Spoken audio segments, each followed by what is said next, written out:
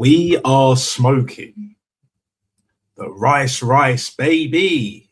Man like Deckers pack.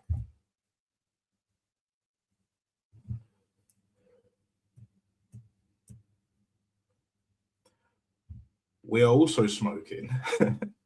We scored more than 2 goals in back-to-back games, Premier League games. Pack.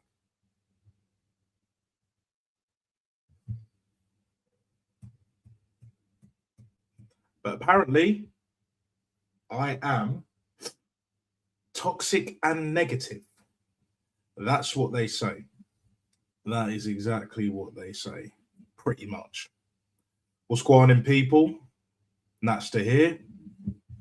Live and direct and in full effect. Hope you're having a great weekend, because I am. Chilling and all of that shit. Oh, it's kind of zoomed in a little bit more than I would like, but either way. There we go. That's a bit better. Anyway, I hope you're having a wonderful evening. We had a very good evening.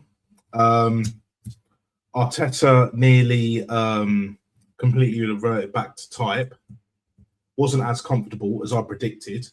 Right result, wrong scoreline. I thought it was going to be 2-1 because I knew they would score, and they scored in the first 10 minutes. They could have scored it in after 10 seconds, bro. Do you know what I'm saying? Like, what are we doing here? Do you know what I'm saying? Bad thing. Bad thing. And that was Gabriel as well. The bozo gene just clicked back into gear right here, right now. Do you know what I'm saying? Like Fatboy Slim and all of that. But yeah, big up AFC 87 as always, my guy. Real one. Talking of which, my man Jam Boy, yeah. If you haven't seen Rashid's stream, go check it out. Subscribe to him. Subscribe to Jam Boy and all of that. We're all doing our thing. Do you know what I'm saying? No matter what time it is, we'll get it done. You know, no excuses here. Bit of a headache for some reason. I don't usually get headaches much anymore, but yeah, it is what it is. I'm gonna have a proper night's sleep tonight, even though I don't sleep well. It is what it is. Like for me, it wasn't a 90-minute performance, but I kind of knew that was going to be the case. I knew we would at least score 2. I didn't want Declan Rice starting, but man like Deckers, bro. Do you know what I'm saying? 2 goals. Both of them kind of similar, but hey, got the job done. The problem is, man like Junior scored a screamer for fucking Bournemouth. If I'm nitpicking, David Raya could have done a bit better because he moved ever so slightly to the left and then gave him no chance to save that. And this is why, at least in the modern era for sure, why you need keepers at least 6'2". I know it sounds a bit mad, you know, like how girls judge guys for their height, but when it comes to keepers, yeah, unless you're the best 6-foot keeper we've ever seen or got the potential to be that, like David Raya's good, but he's not elite level. Very good goalkeeper, the best number 2 you could have, but not number 1. And it kind of showed today. I mean, even the first goal, yes, it's mainly Gabriel's fault, but at the same time, it's just like, well, David Raya's positioning wasn't good. If he was closer to the middle of the goal, even if he was slightly left, it gives him more of a chance to save it. Now, Evanilson scored it, obviously, but David Raya made that decision for Evanilson way too easy. Gave him no chance there. This is why positioning is so important for keepers. And I hear the argument that, well, it doesn't really matter what height it is. Well, if you're out of position, it does. And David Raya's been lobbed a few times. You know, he got lobbed against Spurs. Very Spursy move after Zubimendi lost the ball and that. He got lobbed before. Oh no, that was Ramsdale, innit? You know, Pigeon FC and that. Friends of Aaron. You know what I'm saying? But yeah, it is what it is. But like overall, It was better than Everton. Let's just put it that way. And it was better than Wolves, much better than Wolves. But against a better team, we play like that against Liverpool. That's not going to be enough. Nowhere near enough. Odegaard at number 10. Nah, it's done.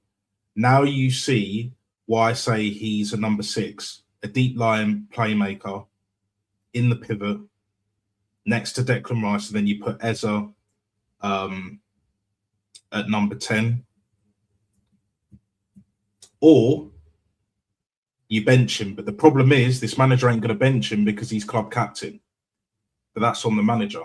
And Odegaard will cost us this season because he's going to do whatever it takes to stay fit, other than tell the boss, I can't play today.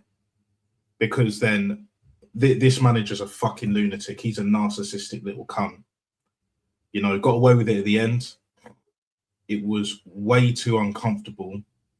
And that game should have been more comfortable. After that third goal, I was like, do you know what? Let's see this game out. Get a fourth as well. Why not? Fuck it. Get a fourth. Get that goal difference up. Because that will count when it comes to the title race. Because obviously we're right up there. 7 points now. Fair play. But against Liverpool, I want to batter these lot. 3-0. A 2-0 with a 90-minute performance, I will definitely accept. But I think it's about time we put 3, 4, 5 past them. Chelsea, we should be beating. Even at the bridge, you know, avenge the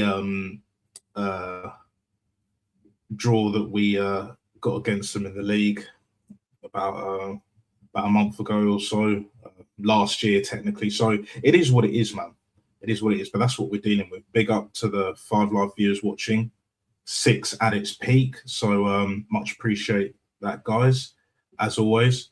AFC, Madueke needs to take shooting lessons from Saka. Saka needs to take dribbling lessons from Madueke. Yeah, it's mad in the dunya, bruv. Do you know what I'm saying? It is mad. Big up Quadra. Good evening. Good evening. 100%. Yeah, make sure you like and subscribe. Like and subscribe, people. Do you know what I'm saying? Let's get these likes up. Do you know what I'm saying? We're on a roll. We're rolling on. We're rolling on. You know what I'm saying? Like I'm in one of them moods. Like I'm in a good mood because at least it wasn't complete and utter dog shit performance tonight. You know, it wasn't the 90 minutes.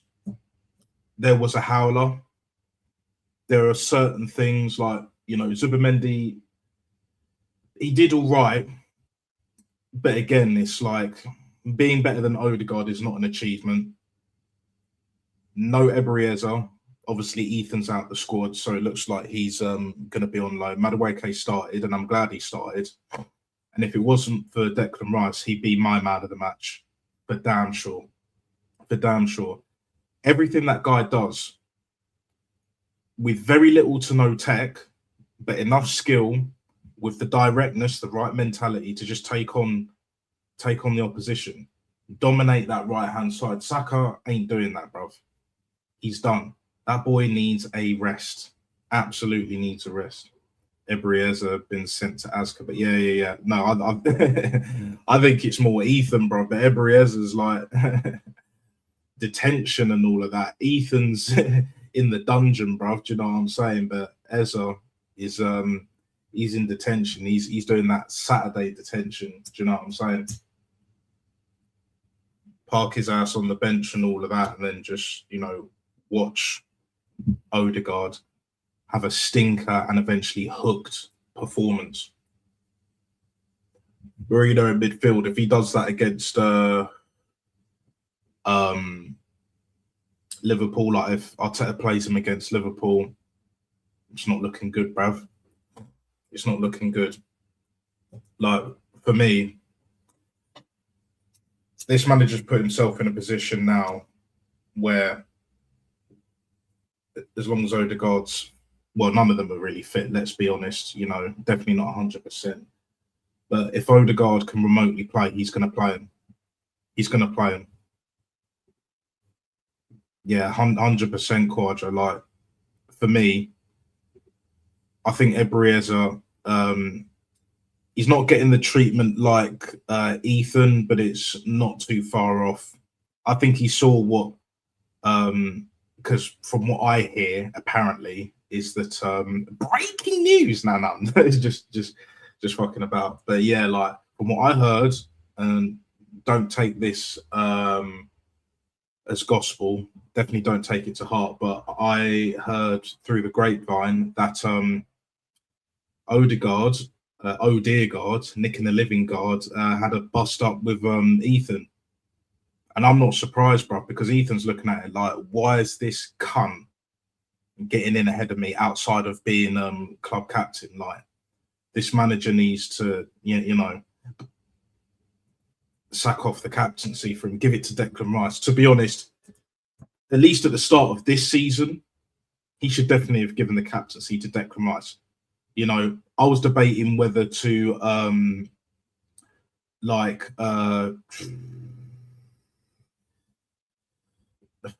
do you know what I'm saying? Like, before the game started, it was just like, well, do I start him? Would I start him? No. Maybe put him on the bench. If we really need him, give him like 10, 15 minutes. But, you know, got the 2 goals and that made the difference. So it is what it is. Big up Half Volley. Man like Half Volley. Big up. Make sure you like and subscribe to him as well. Do you know what I'm saying? Like, we don't agree on most things. Like, he's not manager all the way out, but he understands our frustration. He understands my frustration, you know, with this manager, and then, you know, how the team's been performing and all that, etc. But big up to Half Volley. Very respectable guy. You know, I've got a lot of time for that, brother. Do you know what I'm saying? Real talk. And you know that anyway, Half Volley. So big up, big up. Mali beat Tunisia on penalties. I might have to check that out a bit later. There's a few other games that I need to check out. I saw the highlights of Al Hilal against Al Nasir, aka Ivan Toney FC against CRY7, Crybaby 7 FC. Do you know what I'm saying? And Cristiano didn't score, and Ivan Toney got 2, bro. Like, what are we doing here? Do you know what I'm saying? Like, yeah. There you go, man. There you go. Like, that's what I've been hearing. Do you know what I'm saying? I'm not saying I'm the original source. I'm not a mutant, and I weren't born buffering. Do you know what I'm saying? It all makes sense when you think about it. This fucking tyrant, midget tyrant, bruv, fell out with Aubameyang, putting him at left wing back and all of that foolishness, yeah? So is it really a surprise that he will not drop Odegaard from the team? The only time he's ever dropped him is to take him out of the firing line, similar to what he done with what's his face, Zinchenko, before he's gone to Forest. I think it's a loan, but they might have an option to buy. I'm not completely sure on that. But either way, he done the same thing with Zinchenko. Take him out of the firing line and then bring him back like a few weeks later. Done the same thing with Odegaard. I think it was a couple of seasons ago or some shit like that. Like, the problem is with this manager is that once you make horrible decisions from the past, I think, when was Odegaard made club captain? Was it like 23-24 season? Was it 22-23 season? I can't remember which one. It might have even, yeah. But either way, once he made that decision, like, you know, he's going to live and die on that shit, along with Kai Havertz, which is the nail in the coffin. So he has to make it work. He has to win the league. And if he doesn't win the league, he's gone. And he knows it, bruv. He knows it. Because there's fans, like, with all due respect, Half Volley, we've had this conversation. A League Cup for you isn't enough for this manager to stay. And I agree. But I want to win the League Cup because it builds winning mentality. And without it, especially the fact that we're in the semi-finals, especially with the fact that Chelsea, they're bringing in this Liam Resner guy that looks like that fucking guy on Dragon's Den. Diary of a CEO merchant. You know what I'm saying, bro? If we don't beat Chelsea home and away, and we're not facing Man City in the League Cup final, and then we don't go all out to win that, I don't see us winning anything this season, to be honest. I really don't. And anyone else, it's not just half body. I'm not trying to pick on him or anything like that. You know how it is, brother. But also anyone else, that's just how I see it. That is exactly how I see it. And for me, at the end of the day, these players as a collective have not won anything. Now, you could do the whole on a technicality with Martinelli and Saka, but they didn't play in the final. They didn't even play in the semi-final, both of them. You know, the one and only time Arteta's won a competition, ironically, during COVID and that. COVID champion. Do you know what I'm saying? So this manager needs to deliver in front of crowds under a bit of pressure. And he's failed.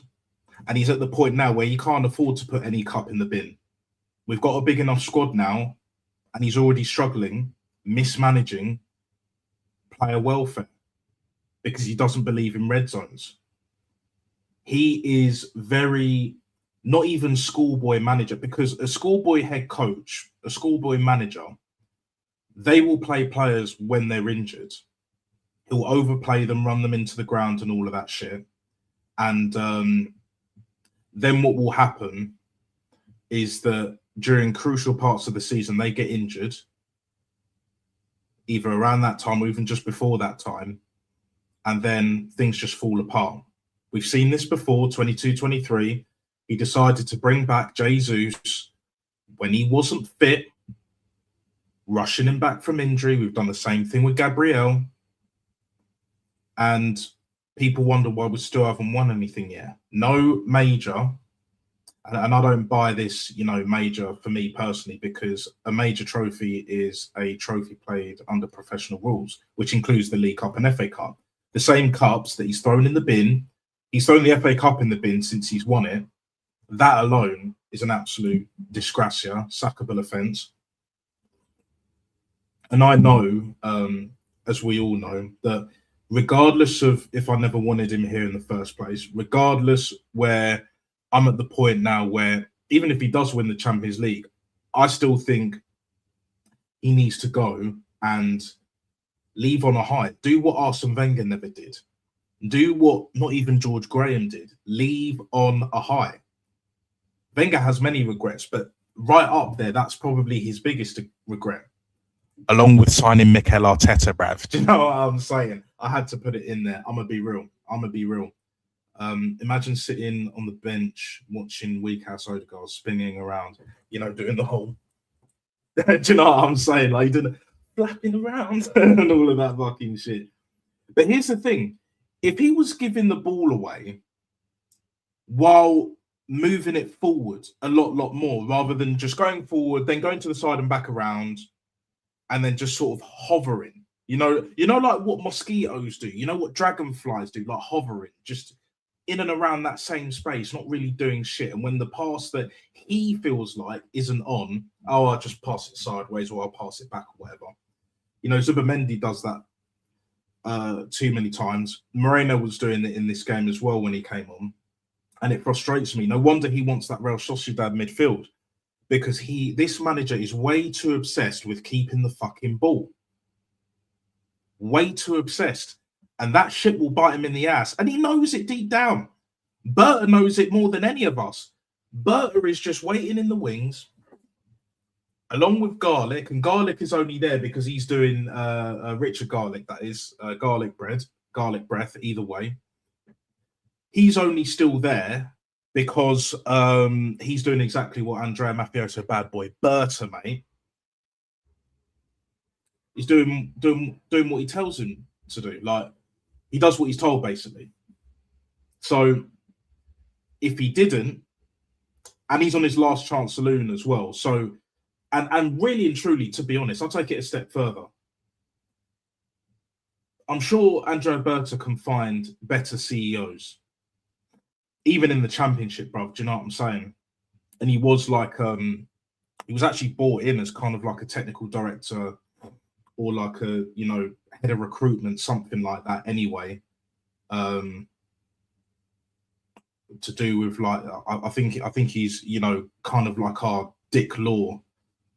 But the truth of the matter is that we need someone better because them high wages, bruv, like it's killing us, bruv. It's not the transfer fees. We can get anyone on the planet, I still believe, especially under this regime, but it's the wage structure that stops us. It's not the funds, it's the wage structure. And it's been like that for at least 7 years, give or take. Do you know what I mean? So yeah, like I see what you're saying, Amin. I'm gonna say 3 subs away from 100. Let's get them 3 subs up. Do you know what I'm saying? As you enter, like and subscribe. You know the team, and I will be doing 100 sub celebration. You already saw me do the New Year's when I had Jamboy on. Big up Jamboy each and every single time. But yeah, the 100 sub celebration will be on. It's definitely happening this year. Definitely happening this year. So, like, I'm gonna see what's going on with a few people that I have in mind, if they're available to jump on stream and that. There's definitely a couple that I have in mind. So, yeah, looking forward to that big time. Big up AFC as always. Arteta better win the Carabao Cup. Never mind win the Prem or the yeah. Exactly. He needs to go for all four, especially with this squad. He's been making all of these excuses all season, and he's been doing it for pretty much his whole career. He has to deliver now because talk is cheap. With him saying all of this bullshit, right? We end up winning the League Cup, the Premier League, mate, and let's say for argument's sake, got to the Champions League final and just missed out on a 50-50 decision. Let's just put it that way. I'd be like, yeah, you know what? Fair enough. I still want you gone, but you can leave on a high. And in the end, you hit the main objective, and you got another trophy in the cabinet as well. Took you way too long, but you kind of shown your worth finally. You know what I mean? But we win nothing this year. He's gone, and he knows it. There's no more excuses. We trust me. Do you know what I think will happen? Yeah. And that's if we get knocked out by Chelsea in the semi-finals, because he's not got to a final since the FA Cup during COVID, since 2020. That will be 6 years, bro. Just shy of 6 years in his 7th season. We don't reach the League Cup final, I would sack him on the spot. I would sack his ass on the spot, bro. I would frog march him out of London Colney. Worse than what David Dean got. And even then, like, David Dean should never have been in that position anyway. We should never have put him in that position. Yeah, David Dean brought the Cronkies in. I've got to give him discredit for that. In other words, I've got to hold him accountable for that shit. But outside of that, there's not much he hasn't done wrong at Arsenal Football Club. That is for damn sure. Do you know what I'm saying? So it is what it is, and that's why we are where we are, people. But I think ultimately, it'll be interesting to see tomorrow with the Man City Chelsea game. I believe it kicks off 4:30 p.m. UK time, UK and Ireland, I believe. So yeah. We will see what's going on, because City dropped points against Sunderland. Chelsea lost to Sunderland at home. So, yeah, like, Sunderland are having one of them, like, I say, like, Wigan seasons. First time back in the top flight for ages. And they've recruited well. They got a good manager at the moment. It's just a question of whether they can keep that up next season, because they're definitely not going down. No chance. Wolves won today 3-0, but they're still going down. We know this. But I have a sneaky feeling that West Ham will as well, because West Ham, they've shown too much negligence upstairs at board level, and it's not sustainable. you know, losing Declan Rice is one thing, but like they do have the money. Do you know what I'm saying? Best believe that they do have the money. And right here, right now, Fatboy Slim Things, if they don't do anything in January, they're going down along with Burnley and along with Wolves, of course. And I said Leeds United would stay up. I said Leeds United would stay up. And not a lot of people thought Leeds would stay up. You all laughed at me. Well, I have to say, you're not laughing now, are you? Do you know what I'm saying? Like, it is what it is. But big up the elite level chat, world-class chat. Do you know what I'm saying? Like, I'm really feeling pretty positive. Let's just say I'm so toxic and negative. Oh, so toxic and negative. Do you know what I'm saying? Like, but I predicted a win. I predict a win against Liverpool. But this manager, it has to be convincing. It has to be a 90-minute performance. And really and truly, he's got to have the bollocks. Even if he doesn't strip the captaincy of Odegaard, he has to drop him. Because this whole favouritism is gone way too far. Every manager has their favourites, but the best managers are willing to drop their favourites. They're willing to even strip the captaincy. Do you know what I mean?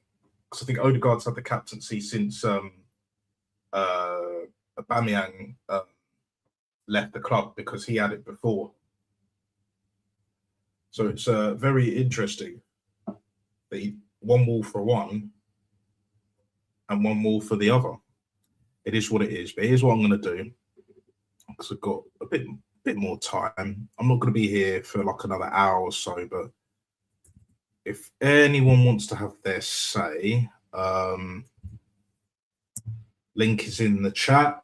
Feel free to have your say, your thoughts on tonight's game.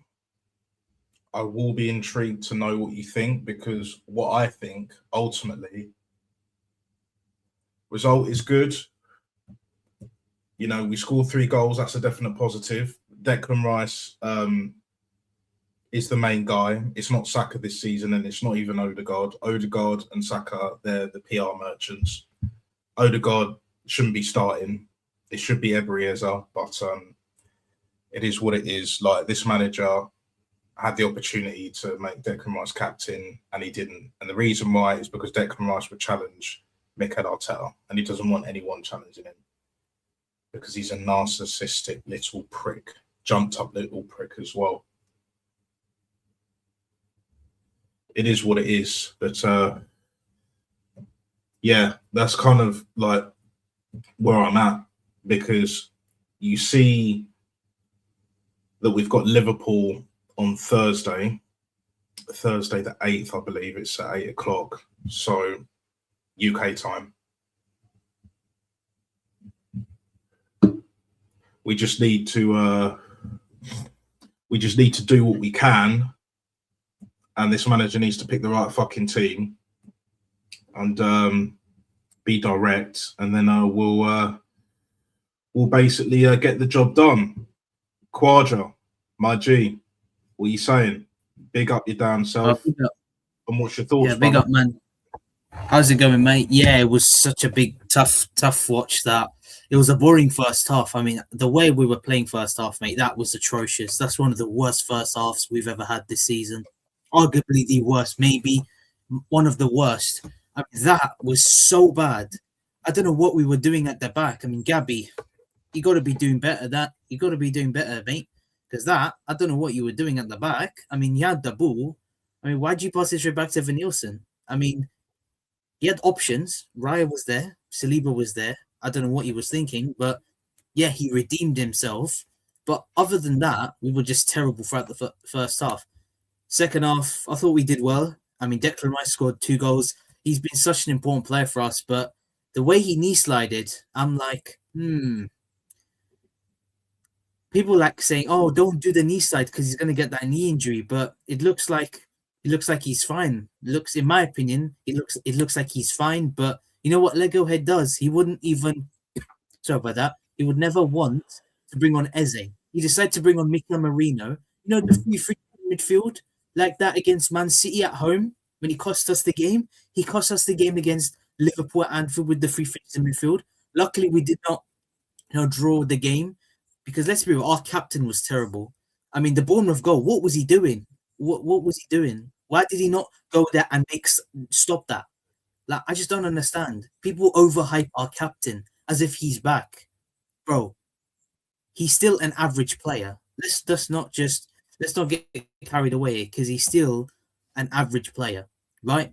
We're playing him in the wrong position. Zubimendi ghosted again.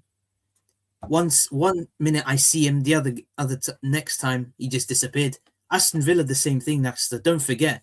Aston Villa at Villa Park. He was there and he disappeared. I could not even see him anywhere on the pitch.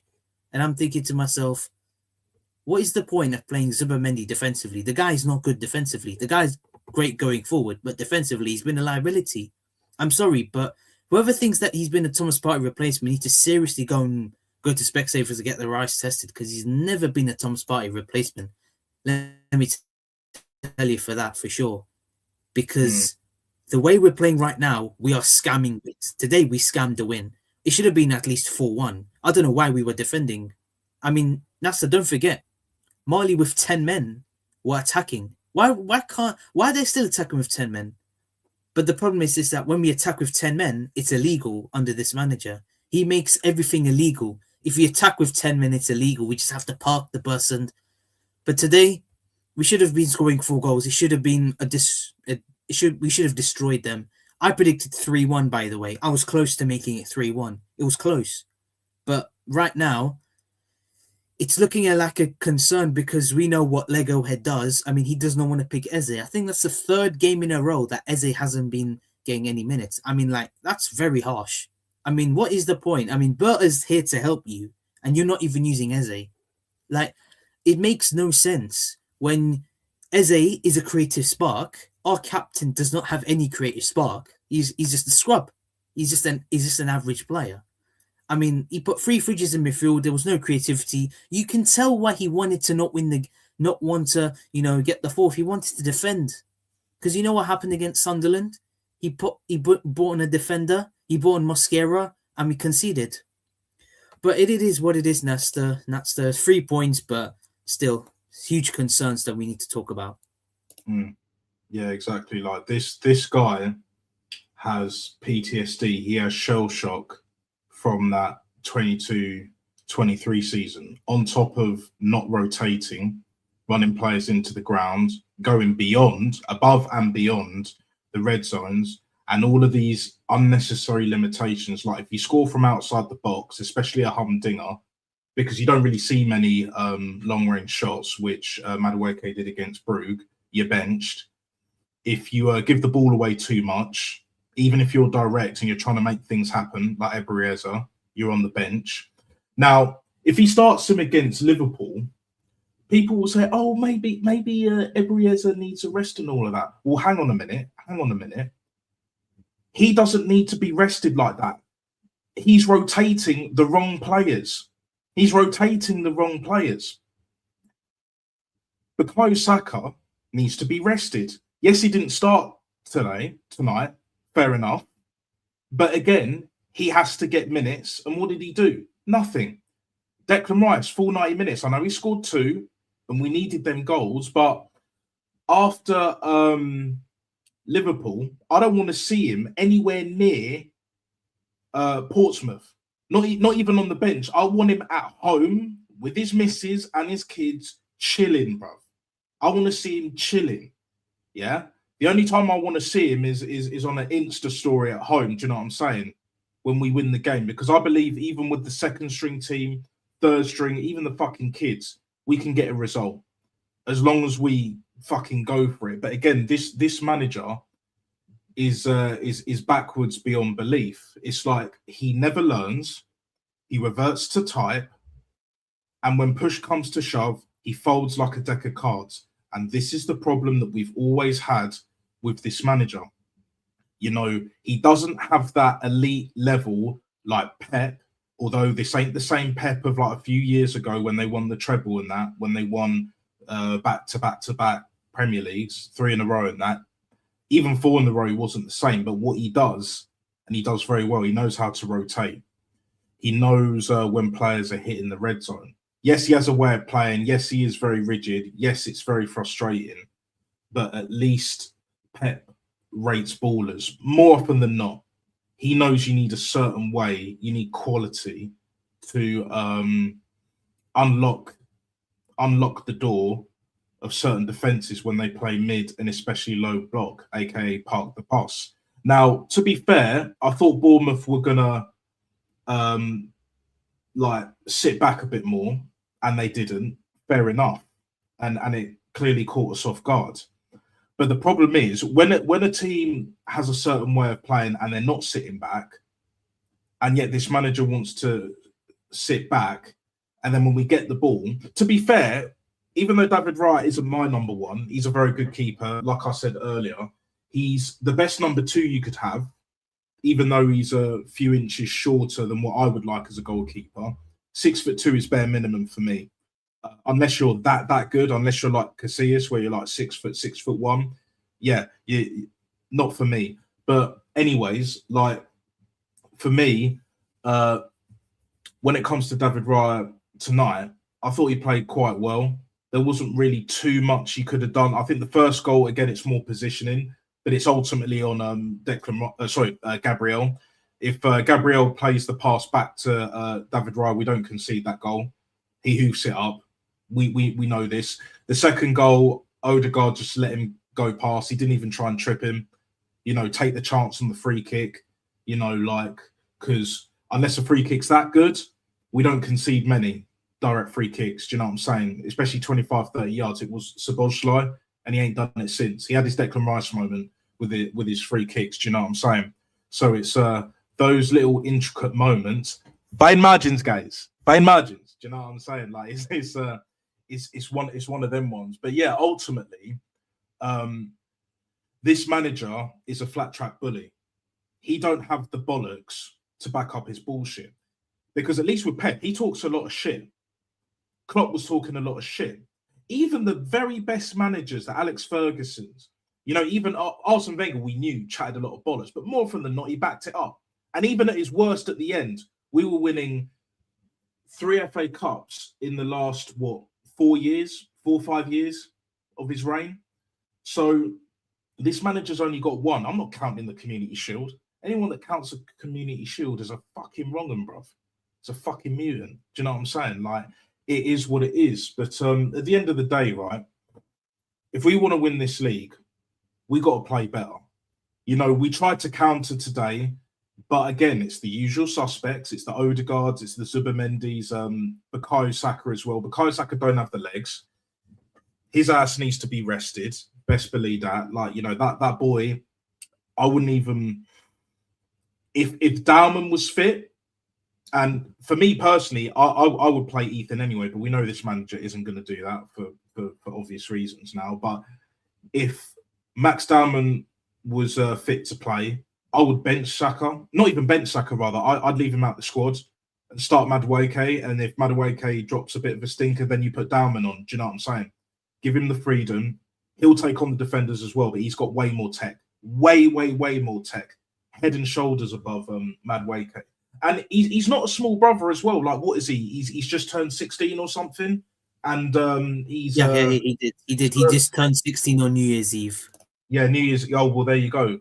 Just turned 16, 6'1". He's still going to grow a little bit as well. So he'll probably end up being, 6'2". So you're talking like Rafael Leao on the other side of the pitch, right wing, that can also play 10 because he's that good, just behind the striker because he's that good. But he's got way more tech, and that's basically like where we're at ultimately. Big up Joseph Connor, much appreciated. Yeah, the link is still out there for anyone else that wants to join. I will probably do another sort of, I'd say 15 minutes, give or take. So we'll see what's going on with that, but. I'm game when it comes to this shit, not a problem. Like we've already got to 9 live viewers, just shy of 10. Get the likes up, get the subs up, and yeah, onwards and upwards. Now we have a very special guest. on debut on this channel. I don't think I've had you on this channel before, Quadra. Like in terms of so your debut, and then we've got another debut. Big up Half Volley. What's going on? Big up, lads. Big up. What are your thoughts, man? On, much love, bro.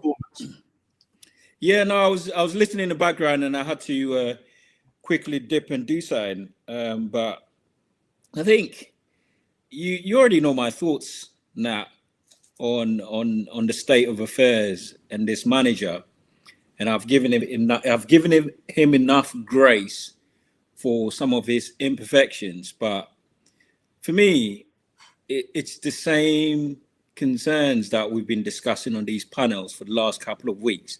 And even as a fan who, as I keep emphasizing, is not entirely the manager out, I have growing reservations about the way he's managing the team at the moment. And I've said before, if we carry on playing the way we are, right, and the first half of football that we keep playing, eventually we're going to get turned over badly by a team, right?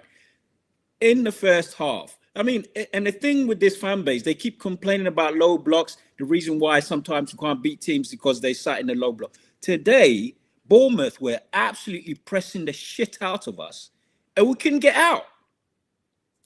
That's what led to the Gabriel error, because they closed the angle. I don't know what he was doing. I mean, you can't legislate for that sort of mistake. So I wouldn't put it on Arteta, because that that is a big defensive error that you cannot coach. And I don't know, Gabriel's got sometimes he's got these bozo moments where he does some shit, and we know that he's got that in him. Over the last couple of months, he's cleaned up his act, and he's a better all-round defender. But what happened today? You can't. But the root cause was not Gabriel, because there was no option. Where was Odegaard? Hiding behind the lines, right? So his angles are closed. Fairly, he probably should have floated the ball out, and he saw a pass that didn't exist. But you can tell the pattern of play in the first half. There was just no option because Bournemouth were so high. The thing with Bournemouth, right? Before the game, Bournemouth, even the Chelsea, Bournemouth have always had a poor defense. They've conceded something like 28 goals or 38 goals, something ridiculous. So I knew it was going to be a basketball game today. Honestly, we could have scored 3 or 4. They probably could have scored 3. And that's the sort of game they play. They play a very chaotic end-to-end game. But if we carry on playing the way we are doing at the moment in the first half, we're going to get turned over. Again, Odegaard, what was he doing for the goal? It's astonishing that this guy, Arteta, insists on playing him. And then when he has the option to bring on Eze, he brings on Merino. Can somebody please explain the rationale behind bringing on Merino ahead of Eze? What can you even think of any conceivable reason why Merino is best suited to come on at that point in the game than Eze? It's just, so for me, and one thing I'm a strong advocate of is justice in football. I believe in fairness in football and picking teams on merit. And as much as I'm not entirely the manager out, it really worries me when I'm seeing this level of favoritism in the team, where the manager's picking a team where even as a fan base, looking independently, you can't convince yourself why the manager's making these decisions. So he's going to come unstuck at some point, and he's going to try and rely on Eze. He's going to throw Eze in the mix to try and save his backside. That's what's going to happen. We've got Liverpool coming up, and Liverpool, as poor as they are, they're still very good in their pockets. They can exploit teams. So first half against Villa, we got away with it. First half against Bournemouth, we got away with it. And the manager keeps doing the same thing. So I'm watching this game. I think just to conclude this, the squad is big enough, right, and deep enough to mask the manager's shortcomings. And that's what's happening at the moment. Arteta's flaws and his tactical imperfections are being masked by the depth of the squad. Because Bournemouth they look like they look a bit exhausted, and we've got the options we've got on the bench were good enough to come in and hold out the game. And that's what's saving the manager at the moment. It's not some tactical acumen or some ingenuity that is really taking us to the title or keeping us on top of the league. The squad is just saving the manager's bacon at the moment. And that's what it is. Yeah. There's not really much that I disagree with at all, to be honest. Like my frustrations, like with this team, and you've been seeing this for the past like few months, to be fair, is like Guns said this earlier on one of his other streams, and I'll echo this as well. My want to win trophies for this football club supersedes my feelings on the manager. My only issue with, not yourself, Half Volley, you understand it, but there are other people in the Arsenal fan base, usually on the other side, or that are sitting on the fence, either completely or partly, whatever the case may be, that cannot fathom, that cannot accept that, and even empathize to a degree, that yes, we don't rate the manager, or I don't rate the manager. Yes, I never wanted him here in the first place. And that's the only reason is because he has no experience and we're a big club. If we were the size of Brighton, if we were the size of Palace, with all due respect, or West Ham or Wolves, if we were Wolves fans, I'll be like, okay, cool, let's give it a chance. You never know, innit? Do you know what I'm saying? Yeah. We're not of that level. You know this. We're Arsenal fucking Football Club. We're a huge institution in this country and around the world and around Europe. But again, it's just like, if you want to talk shit as a manager, if you want to bullshit, a lot of managers do it. I know. Even the best managers, the Don Carlitos, they'll lie and all of that shit. They'll say whatever needs to be said. I hear it, but you have to back it up. Mm-hmm. You've got the players now, even the ones that you didn't want and all of that. The Madway case, definitely the Ezers and the Gyökeres. It is what it is. We've got Berta in. We have a structure that's miles better than Chelsea's now for the first time in, 20 years? We have a better structure than Chelsea. The only difference is we don't sell well. Ironically, we're in January now. And yes, we've loaned out players and all that because of our wage structure's been so bad. But my thing is, in regards to this team and this manager in particular, is like, he just doesn't help himself. It's not like,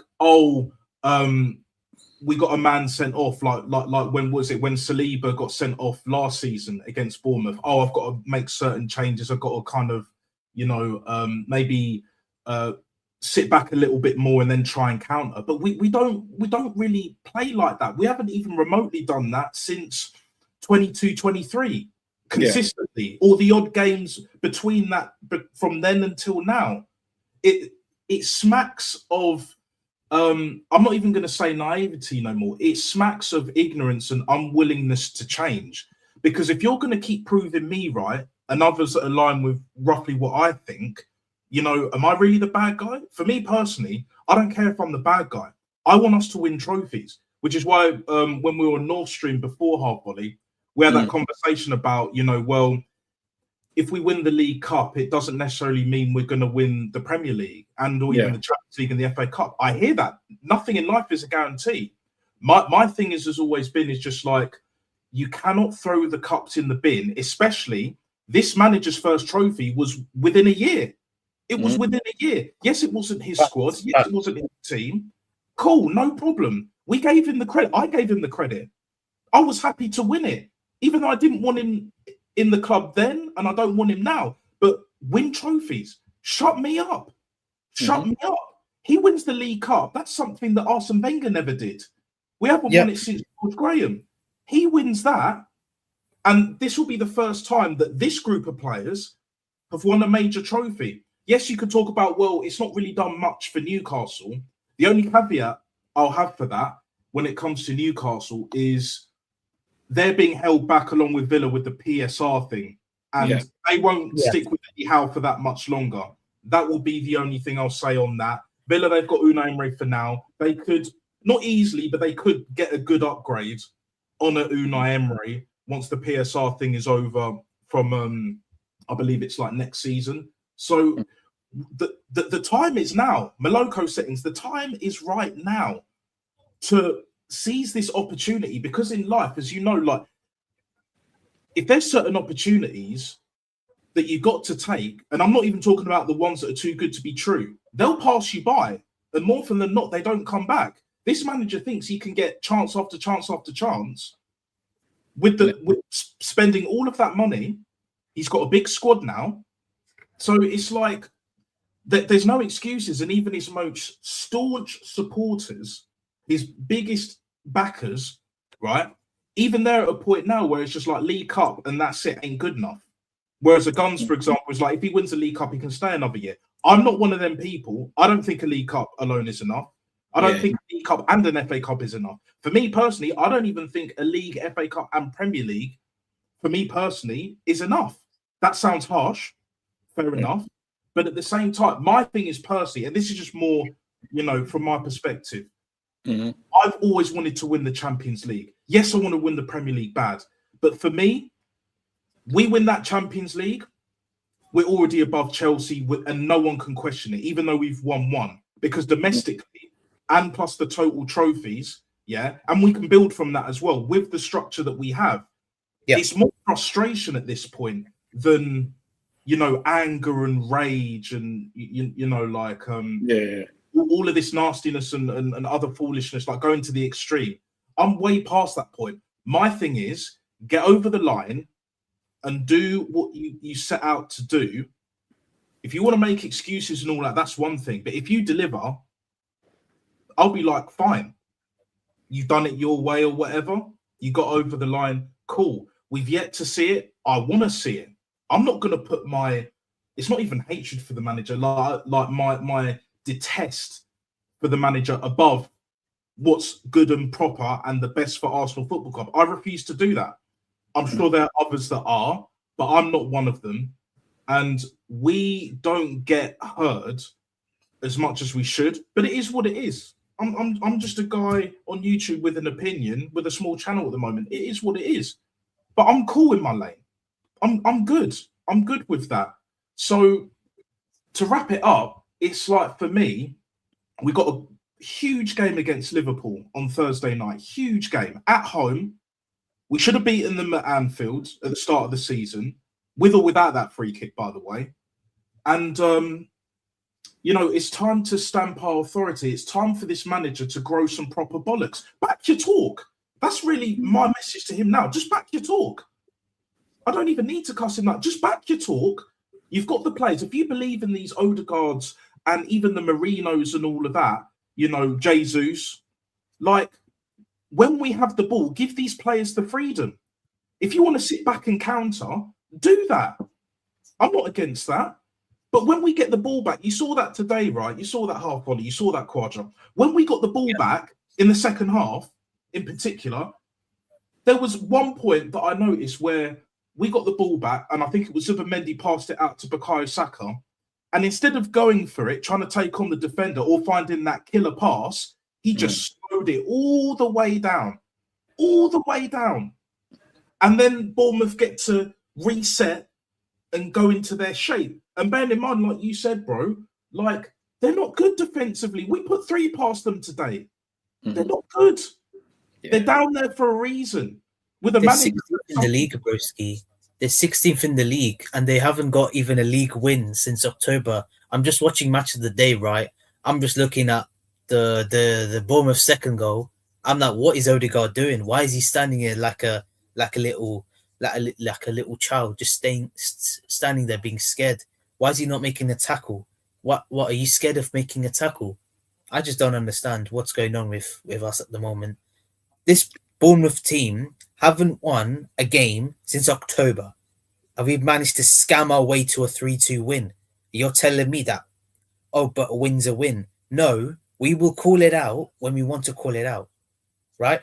Yeah. I want to slap Liverpool. I agree, AFC always. But the problem is, right, the way we're playing this robotic football, there's going to be the same old shit.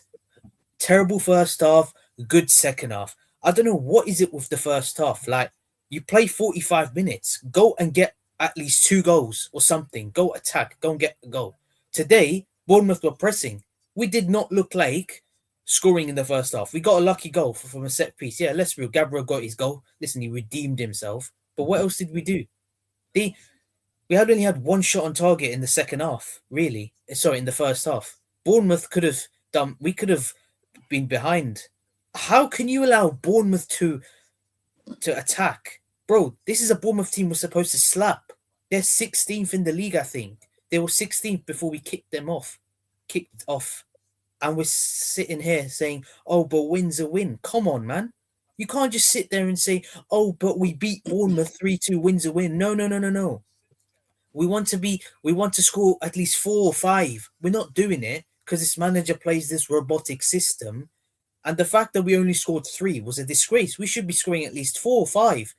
Just because let's be real, 3-1 is still not enough. You may never know, because when it comes back to 3-2, you feel a bit sense of nerves coming into here, and we could have bottled a 2-goal lead. Luckily, I mean, the referee was shambles today. I mean, Bournemouth had the chance for the last throw-in. I think we cleared it away, and then Semenyo had the ball, and then the referee just blew his whistle. That was terrible, by the way. But you know what? You know what these fans do, Natster? They said that the referees are against us and the PGMOL are against us. Well, don't tell me that the referee blew the whistle when Semenyo could have put the ball in the box. It's not like the ball was cleared away. So let's be real. Everton should have had a penalty. Manchester United should have had a penalty at Old Trafford because Saliba, both incidents, Saliba was very fortunate. Now here, the referee blew his whistle for no reason. He had no right to blow the whistle when Semenyo had the ball. It's not like the ball was over in the halfway line.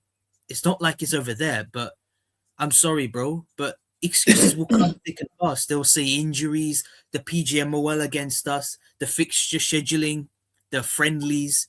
And I just feel as though the fact that this ain't sustainable. I mean, we cannot play like that against Liverpool in the first half. Yes, people would say Liverpool aren't great, but you don't know. And they can turn up. They can, because Ekitike is a good player. Ekitike is a threat. You don't know that because Ekitike can cause some problems to our centre-backs, and we got to do better.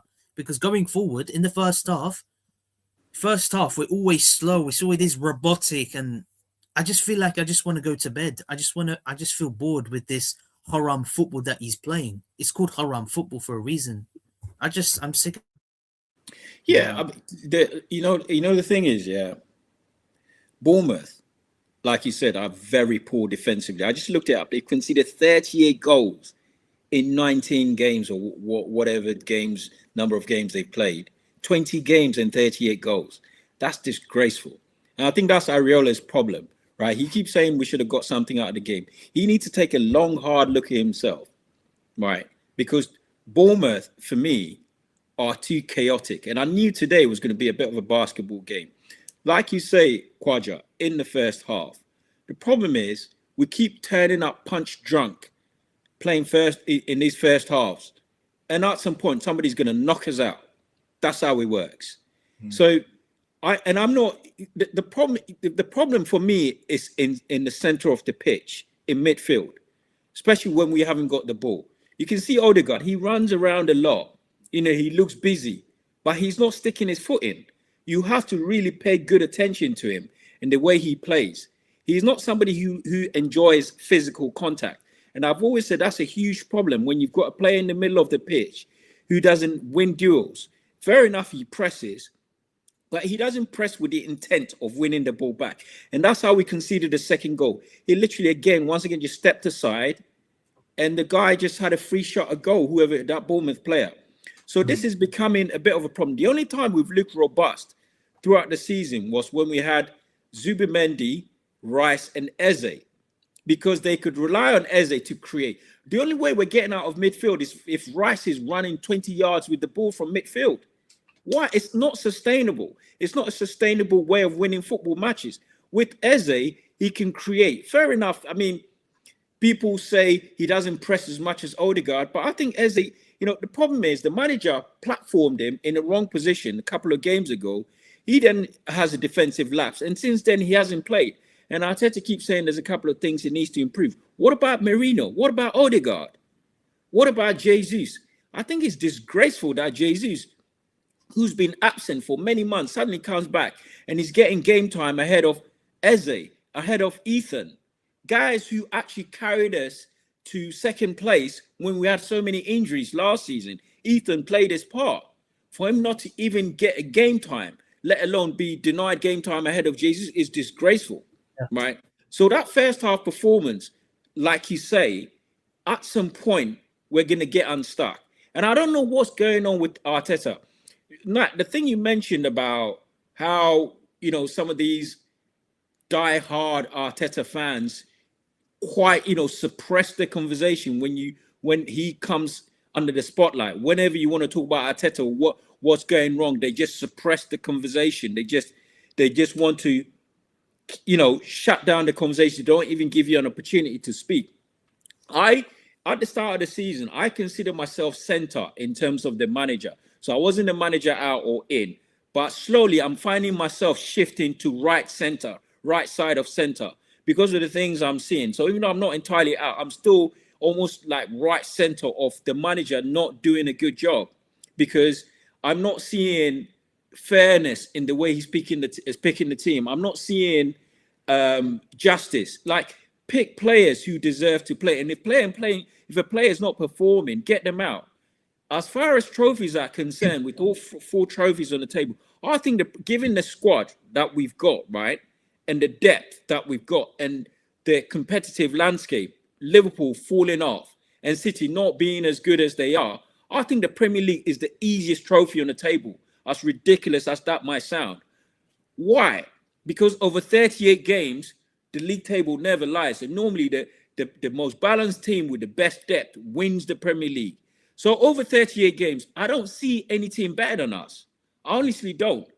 I think we've got much more scope for error in the Premier League. We can actually afford to lose 1 or 2 games and still win this league. Whereas with the League Cup competitions are very circumstantial. I always say that, because on the day, anybody can turn anybody over. So that's why when you look at the domestic cup competition, Palace are the FA Cup winners and Newcastle are the League Cup winners. And you wouldn't put them in the top 2 or 3. They're not a top 3 team or top 4 team. Palace certainly ain't. And Newcastle on their day, but they're not better than Arsenal. They're not better than Liverpool. They're not better. Newcastle are, you know, dwindling in mid-table. So cup competitions for me are very hazardous. And you can't hang your coattails on it, because at any one point you could get turned over. Whereas in the league, it's measured over 30. It's a long distance. And the squad that we've got and the depth should be good enough to see us over the table. Sorry, see us over the line. So that's why I look at it like, okay, with all 4 trophies, the Premier League for me is actually the most credible competition for us to win. And the manager has got the depth, he's got the quality, he's got the versatility in the squad to see us win that competition over 38 games, right? And I'll say it again, even if he wins the League Cup, that's not going to be sufficient compensation for the squad that he's got. So let's be honest here. The reason why we're top of the table is not because of by some magical tricks being performed by the manager. It's because the squad is carrying us along. We've got depth, we've got options. And when the manager is failing, the squad will come and dig him out. At some point, he's going to have to earn his money by really managing this team. And that point is going to come very soon, where he's going to have to really get out of his comfort zone and do something really serious to get this team over the line. But when it's all said and done, I think the Premier League really and truly should be the bare minimum, given the depth of the squad. And people might say, oh, that sounds ridiculous and everything else. But this is almost a replica of the 2015-16 season when Leicester won it with 81 points. You know, so there's no reason why this manager, given the resources that he's got at his disposal, not to get us over the line. If he fails in, I know you mentioned about the Champions League now, and again, cup competitions, very circumstantial. In February, you know, who knows? You might pick up injuries. You might end up in a 2-legged tie where you're missing your best players. You get turned over. You don't have that excuse in the league, because the league is it's 38 games. You lose one game, you can recover in the next game. That's why I think the Premier League is the bare minimum for this manager.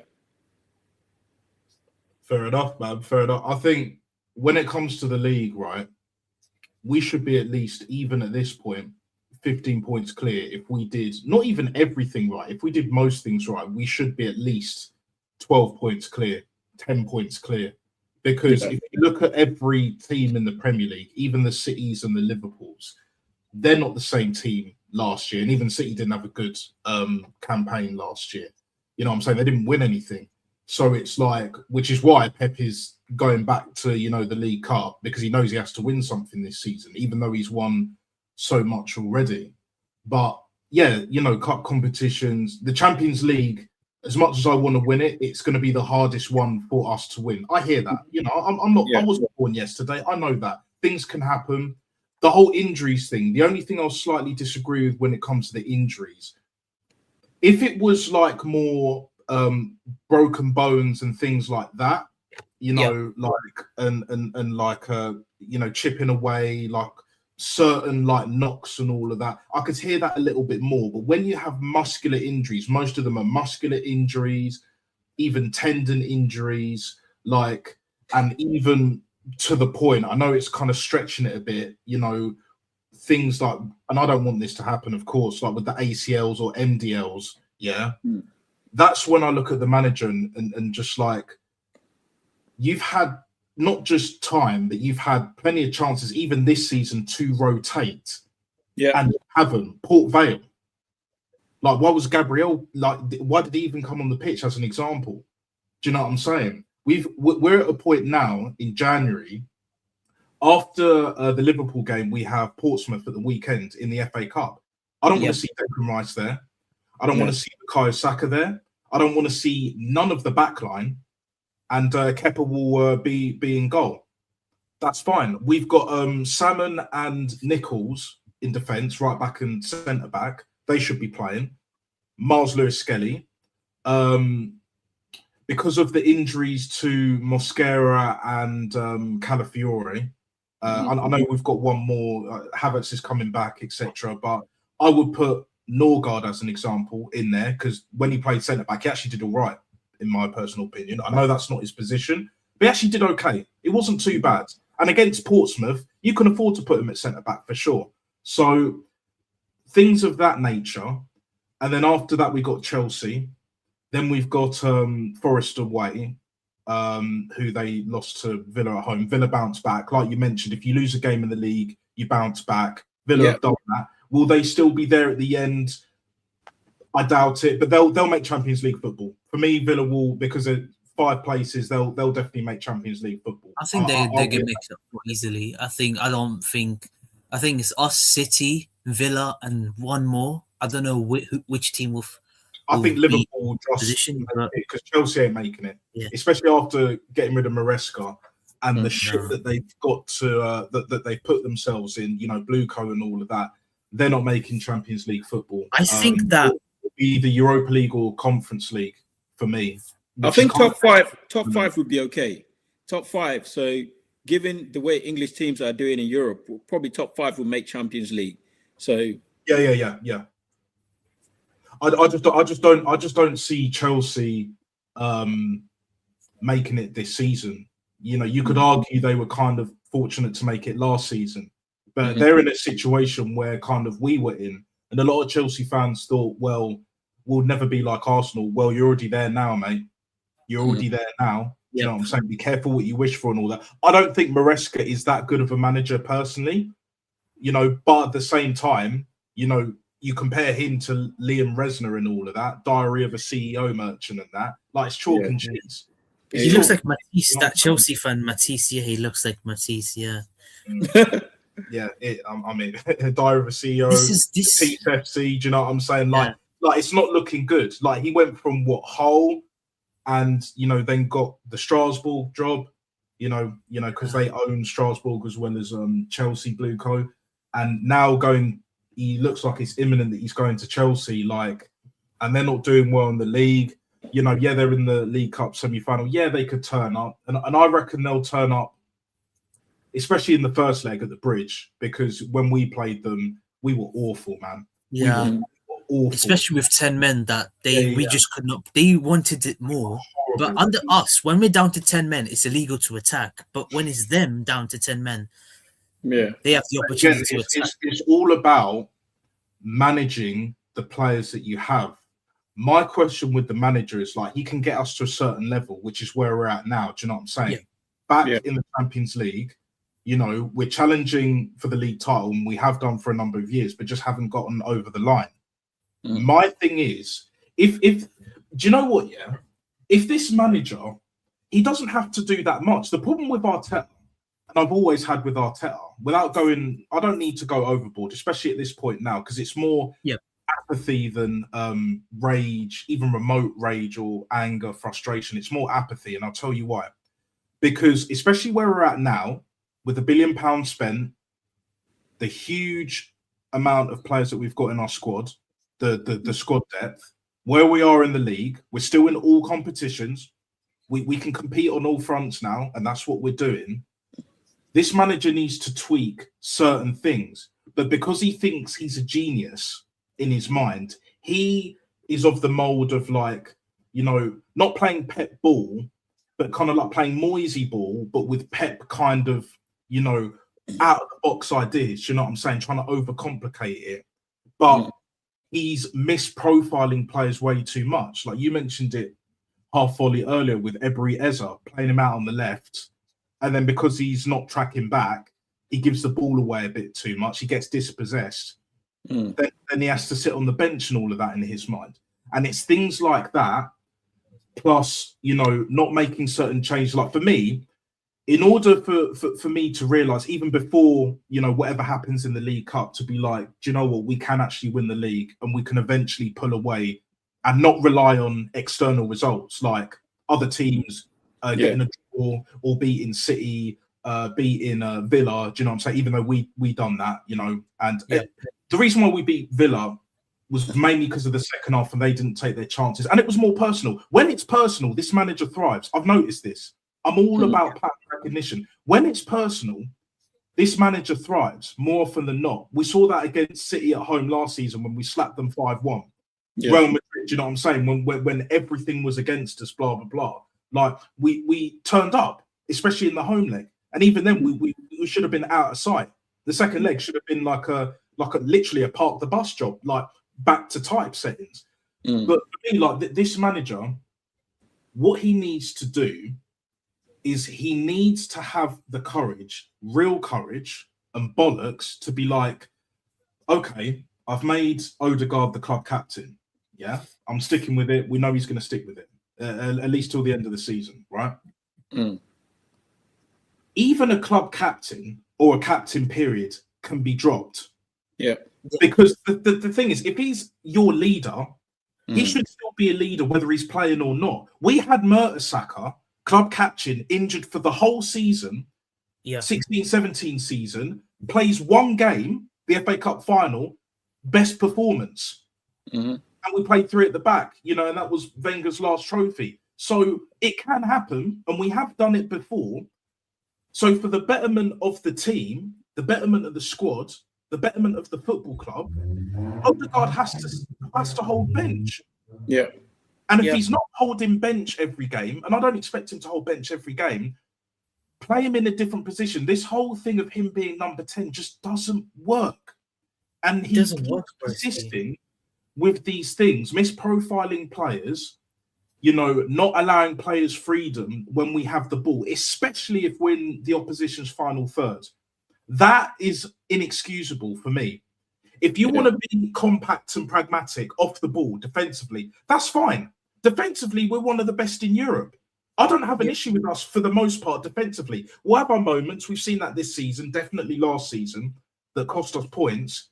But the season before that, the 22-23 season, defensively, we were fine. But other than that 22-23 season, we weren't attacking like that.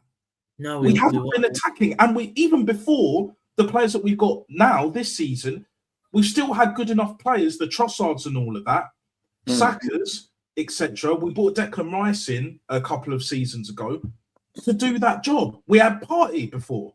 We had them players. We still have our defence. You know, the Timbers we brought in a couple of seasons ago as well. Like, it's for me, he's overcomplicating shit that doesn't need to be complicated. Football's a very simple game.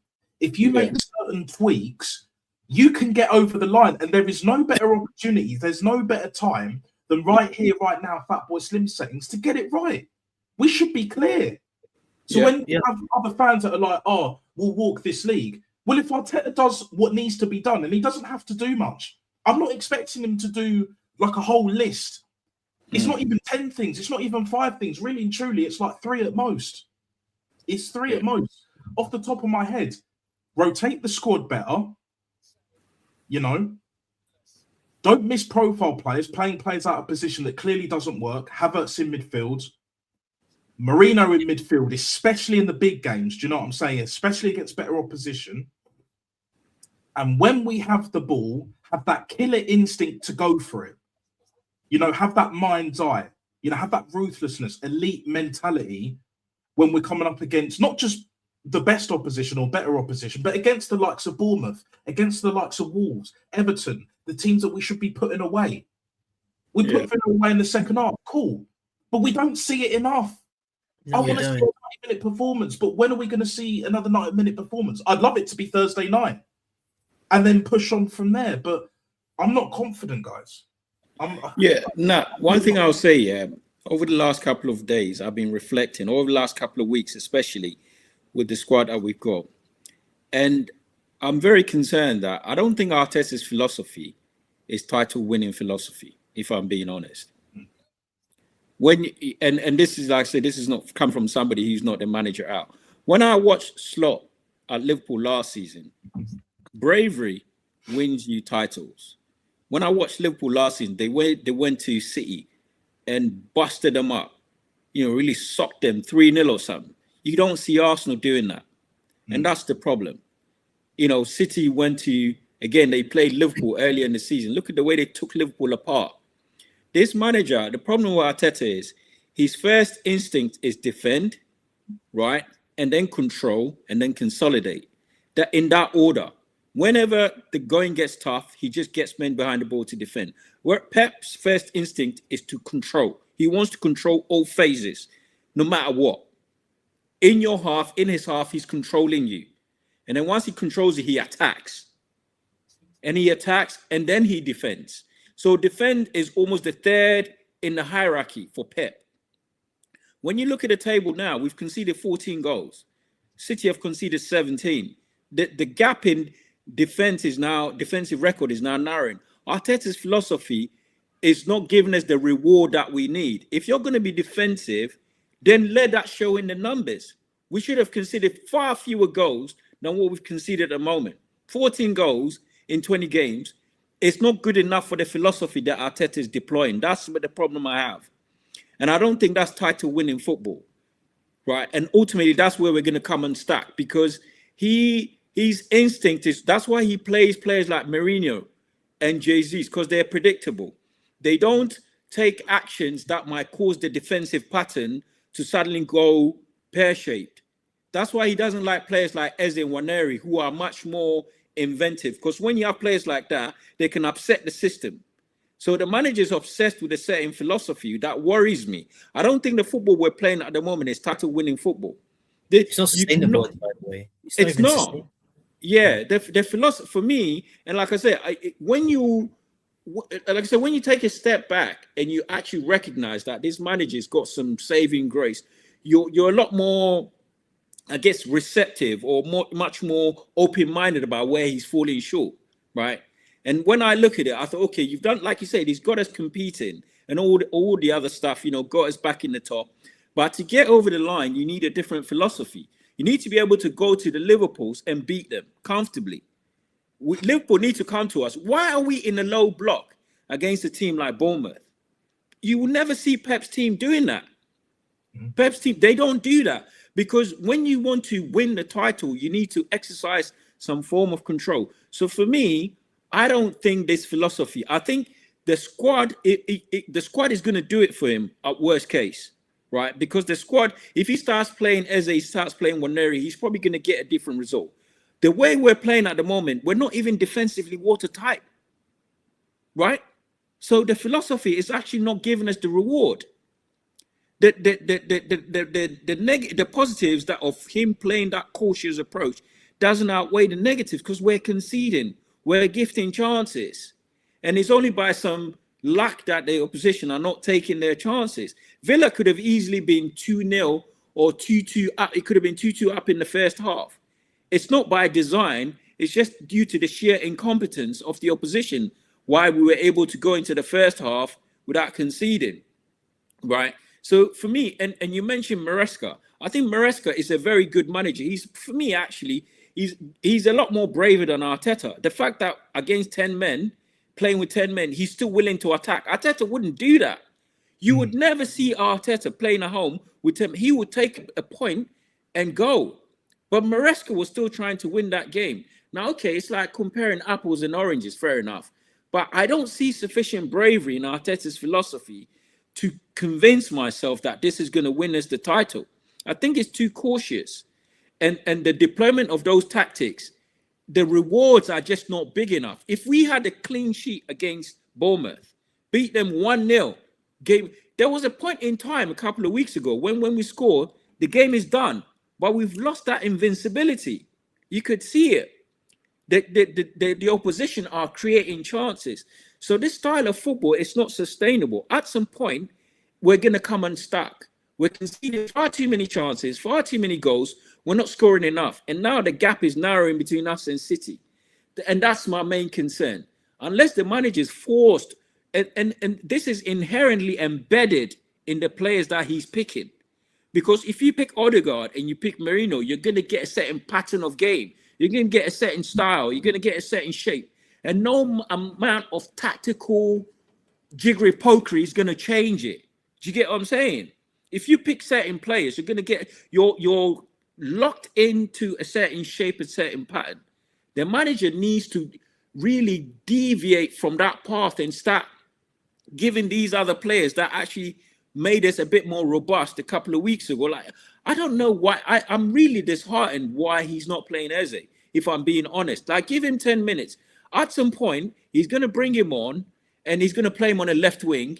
He's going to bomb the place again. And all the fans are going to say, I told you, Eze is not good enough. But the manager is not platforming him in the correct position. So I genuinely worry going forward. You can see how this is all going to shape up if the manager doesn't, deviate from his approach. I think what we saw tonight was a precursor potentially to what we're going to see on Thursday night. Like what I loved about what you said about how when Chelsea were down to 10 men when we played Chelsea, Maresca was like, no, we're going to keep attacking.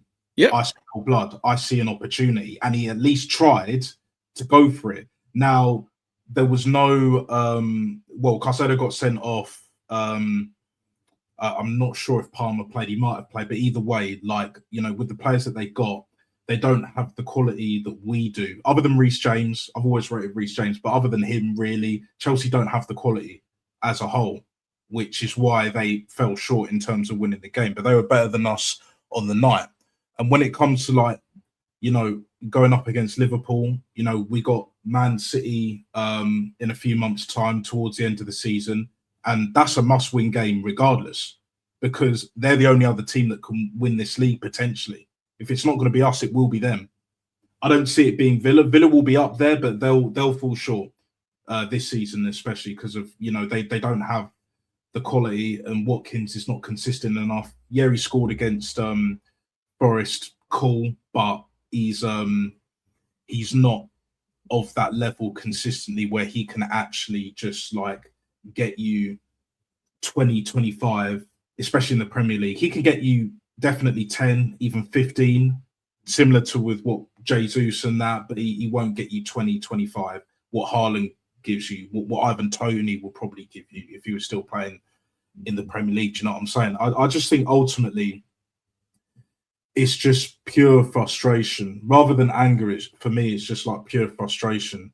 And this manager doesn't even need to do that much. To be honest, we know that his go-to players. And to be perfectly honest, even if he sticks with the Odegaards and Marinos, what he did during 22-23 season, for me personally, showed me that this manager is willing to attack regardless of who he picks. But in certain games or when certain players are in form, Leandro Trossard being that one in particular in that season, and then bringing Jesus back way too soon, rushing him back. It's those fine margins, guys. Do you know what I'm saying? Like that ended up costing us. And unfortunately, I see this pattern again.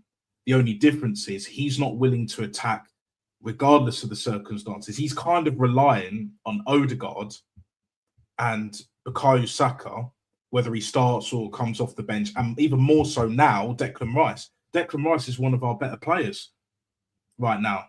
You know, Trossard is probably, in my eyes at the moment, our best attacker. But for me, Declan Rice has been our best player. You know, he got us out of jail today, and I didn't even want him to start. You know, like how crazy is that? So for me, this manager needs to tweak certain things, and those things are when we have the ball, when we see opportunities that present to us, we go for it. You know, we attack. You know, be positive. If you're talking about all of this energy and we need the fans on our side and all the other things that this manager has said, not just this season, but over previous seasons. Okay, cool. Give us something to be excited about. Give us something to be really positive about. And other than one season that we should have won the league and we fell short, I have yet to see that. So really and truly, what I'm really asking for is, it's not a case of lack of commitment or even lack of desire. It's more of a lack of bottle, you know, cojones, like the players and then the manager with how he sets up and the personnel and his philosophy, his style of play.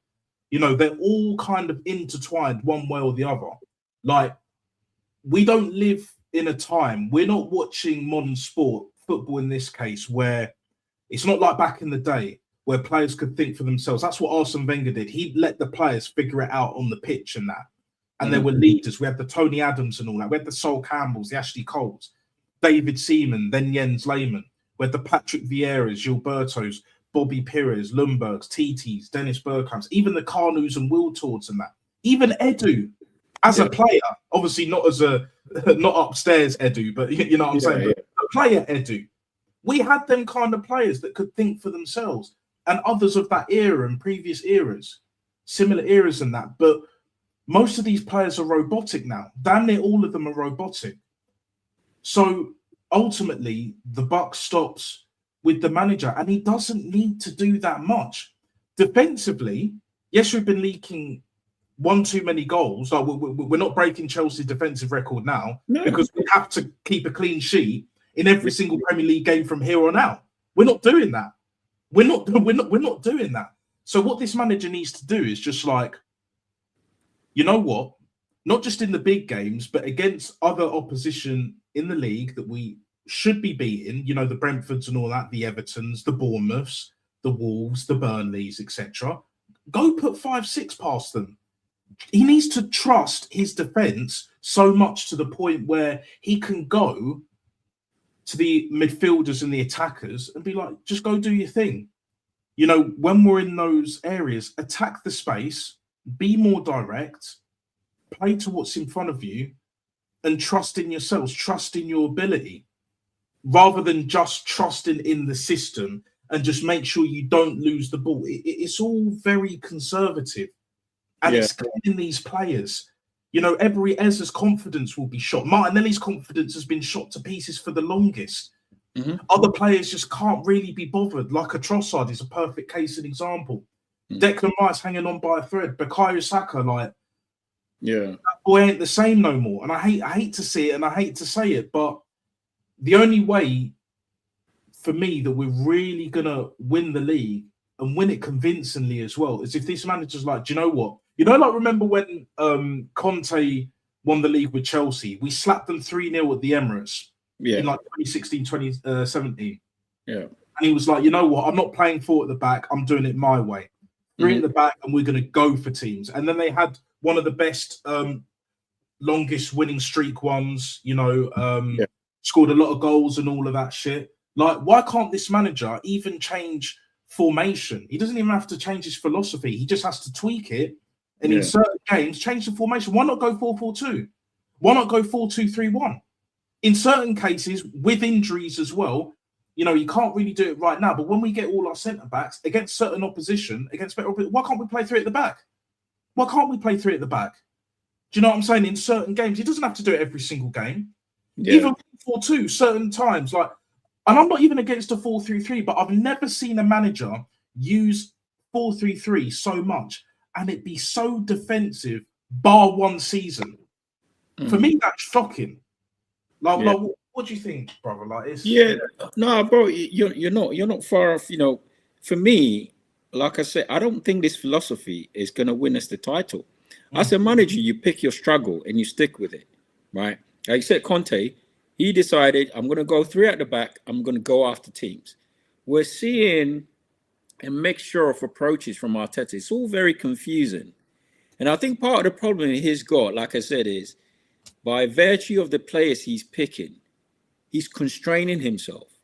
He insists on playing Odegaard in the number 10 role. If you played him in that number 10 role, you're going to get a certain pattern, which no amount of tactics is going to alter the course of the way you're going to play when you pick Odegaard or you bring Mourinho into midfield.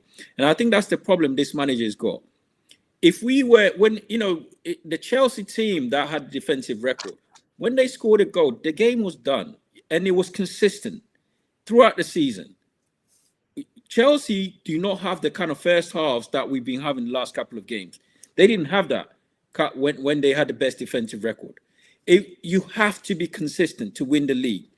You choose a pattern, you stick with it, you refine it, you consistently deploy it. Your opposition is familiar with it. They know they can't break it. What we're seeing this season is a mishmash of approaches, mishmash of tactics. Like at one point in the season, we looked solid. Like after 7 games, we'd only conceded 3 games. Now we've conceded 14 goals. In 12 games.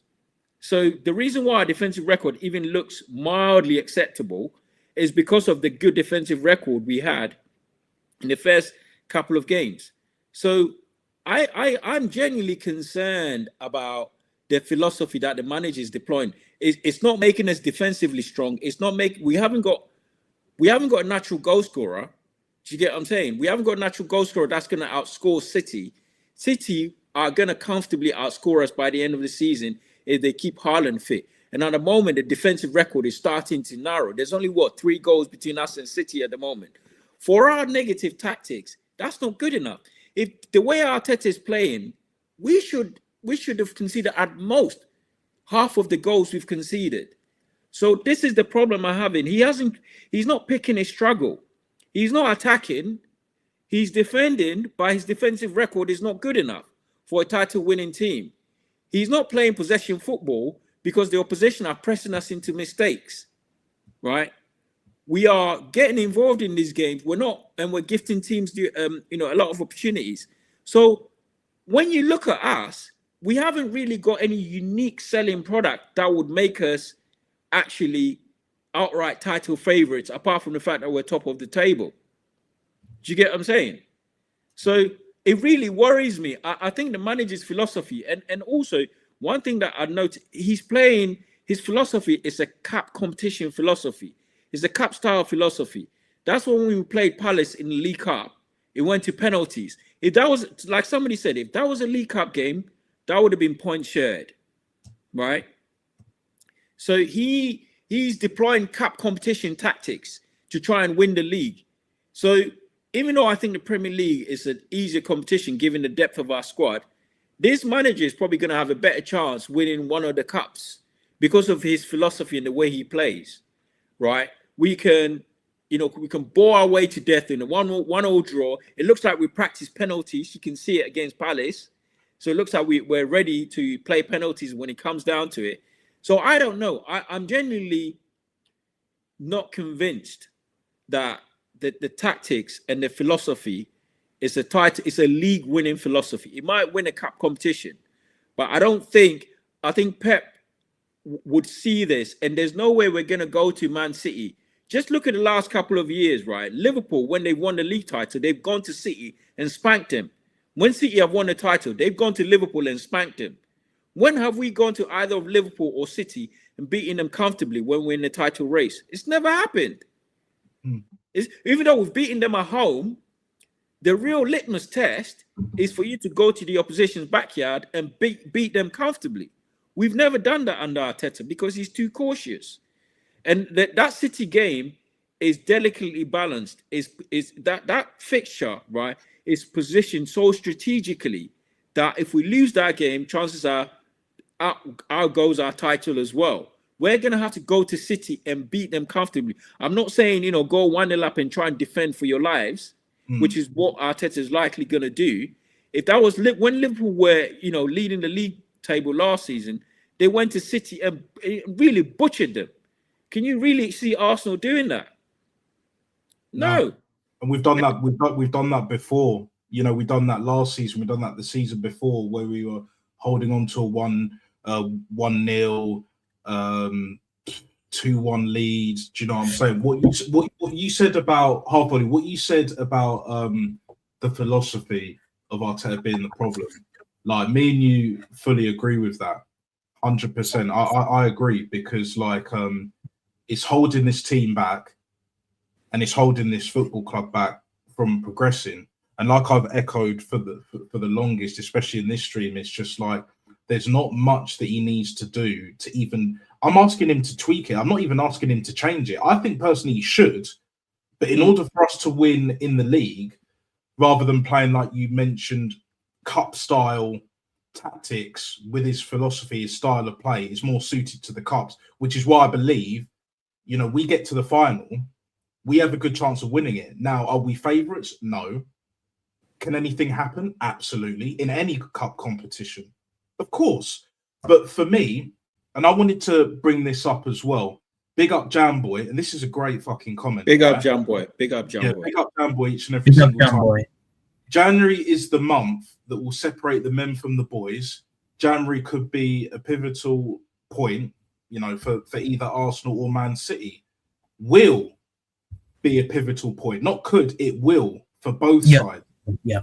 What we do in the January transfer window, because even Mikel Arteta, I don't know if you saw a brief clip. I saw a brief clip of I think it was the press conference before or even after Aston Villa. It was either before or after Aston Villa, before the new year, where Arteta was saying we're looking to be active in the market. And I'm paraphrasing here, but Arteta wants more signings.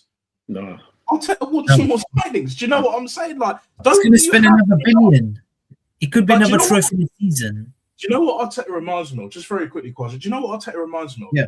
He reminds me of, I don't have any kids personally, but if I had like a daughter, and I probably will, for example, and she's constantly asking you, "Oh, Daddy, can you get me this? Daddy, can you get me that?" And you give her all of this shit, and you think she's going to be satisfied, but then like the next day, the next week, the next month, the next year, or next year's whatever, she's like, "Oh, Daddy, yeah, this was nice, but I want this now. Oh yeah, and also I want that." Do you know what I'm saying? It never ends with this manager. How about take some accountability? Yeah, like a lot of our supporters need to have, which they don't, which is my biggest issue with most of the fan base. Right? How about have some fucking accountability and question what needs to be questioned? When it comes to mismanagement of the squad, misprofiling, the philosophy ain't right for us to win the league. It can work in cup competitions, which is why we're in the semi-finals. We've got through Palace against penalties. I didn't want it to go penalties, and it shouldn't have gone to penalties, but it did. And we got over the line, apart from one poor penalty, and Kepa went the wrong way for all of them. He went the same way for all of them, and the one time it was a poor penalty, we got over the line. You do need luck in cup competitions, for want of a better phrase. It is what it is. But this manager is at a very crucial point now where he needs to stand tall and not just back his decisions, but on top of that, he needs to go for it. He needs to have a shifting mentality. If you want to pick the likes of Erdegaard and Marino and all of that, stick with Zubimendi, stick with like our defense, stick with playing Saka as often as he possibly can. Martinelli at times on the left-hand side, even though he shouldn't have started. For me, Martinelli is a bench player. He's not a starter. Trossard is the starter on the left. Yeah, 100%. For me, like, then fine, whatever. But get over the goddamn line. Don't give us all these bullshit excuses and then not deliver, right? Tweak what needs to be tweaked. Do what needs to be done. And then at the end of it, if you want to be on the shameless thing, which we know you will be, and be like, oh, I told you so, there's a method to my madness, then fair enough. You can say all of that shit once we get over the line. But get over the line. But the signs, as you've mentioned, Half Volley, they don't look good. They're concerning. We all have concerns. We each have a way of saying it, but we all have concerns. I'm just going to go through these couple of comments, and then Quadra or Half Volley, if you want to jump in, feel free. Not a problem. Big up Black Crow. I've always said that Arteta is literally just a rich kid with a black Amex watching his friends work hard and get nothing. Maresca, Emery, Glasner, and Iriola as examples. Okay, yeah, fair enough. Big up Jam Boy back once again for the Renegade Master and all of that shit. The reason I say could is because in terms of results, if both teams accumulate the same amount of points, it remains the same going into February. However, January transfers or lack of will be pivotal rather. Yeah, I'll go with that. Yeah, I personally go with that. So, yeah, anything else to add, guys, in regards to what's been said? The thing with transfers, and I hear what Jumbo is trying to say, is that the manager is not optimizing the depth of the squad he's got available. He already has problems picking certain players, and it's quite clear who his favorites are. So the concern is that if you go and give him some more players through a January transfer window and bring in more players, is he actually going to play them? Look, you can't just keep players on the bench and not play them, even though you got the depth. Because when you need them, look at Madueke when he came on against Villa. He stunk the place out. He was absolutely horrendous. And it's not his fault. It's because he's barely played. And now he's been thrusted into a game that's delicately balanced. He has to do his defensive job. He didn't do it well enough. We end up conceding. So Eze now he's in a bit of a precarious position, because when and if he gets to play, it's going to take him some time to get match practice. Yeah. Right. To start affecting the game in a positive way. And that's the problem when you don't play players. So the manager, the backstops to the manager, he's got a deep squad and he's not using it effectively. He's not optimizing the depth that he's got. So the danger is that you go and buy more players in the January transfer window. Suddenly the Ethans are going to start missing out on the squad. You're going to, Eze possibly, he's quite lucky that he's got injuries, which allows him to, keep the peace in terms of not having to leave certain players out. But I see Ethan is now not making the bench when players start returning back from injury. So, let him optimize the current squad that he's got. That would be the justification to say, okay, we've got a few gaps here. Let's go and buy some players in the January transfer window. At this moment in time, he's not managing the squad properly. He's not rotating effectively. He's not giving some of these fringe players sufficient game time. And even when he gets the opportunity, he defaults back to his favourites. In the League Cup, takes Eze off against when we played Palace after 65 minutes or so, brings on Odegaard. Ethan never stepped on the pitch. And I've always said, historically, the League Cup has always been a competition for breeding young players. So when Ethan doesn't get a game in the League Cup, that's very concerning. So who are we going to buy in the January transfer window? Can you look at this team and say, we're weak in this area, we're going to go and get this player and he's going to absolutely get game time? I want you to, and this question is more for Jamboy. What position do you think we need? And if we acquire that player, do you think that player is going to get game time ahead of who? I think that's the real honest question we need to be asking ourselves, because the manager at the moment, he's got such a deep, vast squad, and he's only just, I draw the analogy, it's like winter, right? If it snowed out there and you go out in Clarks, you're going to slip, right? It doesn't matter if you decide to walk properly or slowly, you still risk slipping. Whereas if you put on some proper winter boots, the chance of you slipping is very low, right? And that's what this manager is doing at the moment. He's picking certain players and he wants this player certain way, but he's constrained by the players he's picking. So he's slipping. He's walking slowly. He's trying to control himself from slipping in the snow. Whereas he's got these tools, these boots that he can put on and play a certain way, i.e. Eze, i.e. Ethan, i.e. even Lewis Skelly. Change the pattern, but he's not doing it. So that's the problem. The danger with dipping into the January transfer windows, these players are just going to come in and warm the bench. That's it. Because he certainly ain't picking them ahead of his favourites. It's just really like, from what I see, as like insurance policy, because of the injuries we currently have, the injuries we've had, you know, and we've got Havertz coming back at some point. Calafiori is going to come back at some point in the next probably month or so. Mascara might be a little bit longer, who knows? But for me, like, this manager's kind of using the January transfers like as a fail-safe for us having like so many injuries, you know, mismanaging the squad. And like you say, we bring a couple of players in, they're just going to warm bench. So when they do get injured, oh, maybe he'll bring them on or whatever, or bring others on. What I don't want to see, but probably will happen, is that Ethan will go out on loan, but I don't want him sold. I don't want a loan with an obligation to buy. I want Berta to step in and just be like, look, you're not playing Ethan. I'm cool with him going out on loan, getting some game time, getting some minutes, because he needs that. He definitely needs that. He's more than good enough. There will be clubs that will take him, for sure. But like, Ethan is the future. You know, Max Dowman is the future a bit later down the line, but he's still shown enough qualities where he is something special when utilised in the right way. Whereas with Odegaard, you know, Marino and players like that, like they're not young. Do you know what I'm saying? Even Bukayo Saka is not as young as he was, even in football terms. He's not a kid anymore. Odegaard's not a kid. Marino's not a kid. Zubamendi's not a kid. You know what I'm saying? None of the defence are kids. You know, Raya's, what, 28, 29, something like that. 30. You know, 30. Yeah, there we go. Martinelli, what is he, like, what, 24? Yeah. 24, like, give or take. You know, Trossard is, like, coming up to 30. So the age range has kind of gone up.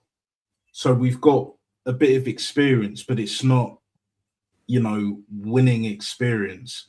And that's ultimately my concern is that, like, Arteta makes these certain changes, you know, it could upset the team even more. It's just like, well, you're bringing these players in, but I've been available all this time, aka Eberezer as an example, and now you're going to bring an extra couple of players in. Like, why? Do you know what I'm saying? I've got Jam Boy here. Big up, Jam Boy. Big up, Big up, Jam Boy. Big up. Folly, I agree with everything you've said, bruv. Everything. Yeah. He's not. He isn't using the squad. I totally agree with you, and that's the reason why I wouldn't bring anyone in January, because he won't be playing them. And Ethan will probably get loaned out, and I don't think he should be, because he should be playing. He should be getting minutes in the Arsenal team. Like you said, he's got his favourites. We all know he has. Like today, why didn't Rice come off? At 3-1, Rice should have come off, even though I don't think he should have been playing either. He took a risk and it paid off if he's come out of that game without any disruption to his knee. If it's paid off, but it may not have. He's got away with that one, Arteta, but fair play. He's played in, which I don't agree with, but he's got the 2 goals and we've won the game, which is the most important thing. But why is Eze not coming on for Rice? Yeah. Why ain't Ethan getting any minutes? Why is Norgard not playing any minutes? And this is the thing, right? He brought players in last season to make the squad bigger, but isn't using them. Yeah. It doesn't make sense. So if he brings anyone in January, like you said, who are you going to bring in January that's actually going to get sufficient game time? What's the point of loaning out Ethan and bringing in someone else in January and then not playing them? You might as well keep Ethan, but then that's going to mess up his development. The reason he don't play Ethan is because he's a free spirit. Yeah. And he's like a street baller, as Curtis Shaw says. You know, you when you play in the cages when you're younger or play on the streets. Yeah. He says like Saka's not a street player. He's more of a. He's been more what's the word? Coached like like acclimatized to playing. Yeah, you know, he's more like robotic. Yeah. That's not the term that he used, but he's been more coached into a certain way of playing, and he's not played like that. Like he don't look like a JJ Okocha, you know. Yeah. Georgie Kincladze just gets the ball. Messi, you see these sort of players that got freedom, just get the ball and just do things and just make you go, wow, they entertain. Yeah. Like that's why, and I think Eze is a bit similar. Eze, he's one of those that just do things off the cuff. Yeah, free spirit. Free spirit, yeah. And I don't think he likes them sort of players. No, I don't think he likes them. That's why we wouldn't sign the likes of Rafa Leao or Kvaratskhelia when he was available. Rodrigo. I would put Rodrigo in that bracket as well, because Rodrigo will do things, and we've seen. Not to cut you off, Jamboy, but like I've got to say this, like we've seen enough of Rodrigo at Real Madrid, even little bits and pieces in Brazil, but more so at Real Madrid, where he's shown brilliance and he can do the fundamentals and he's got the tech. For me, he's better than Vinicius.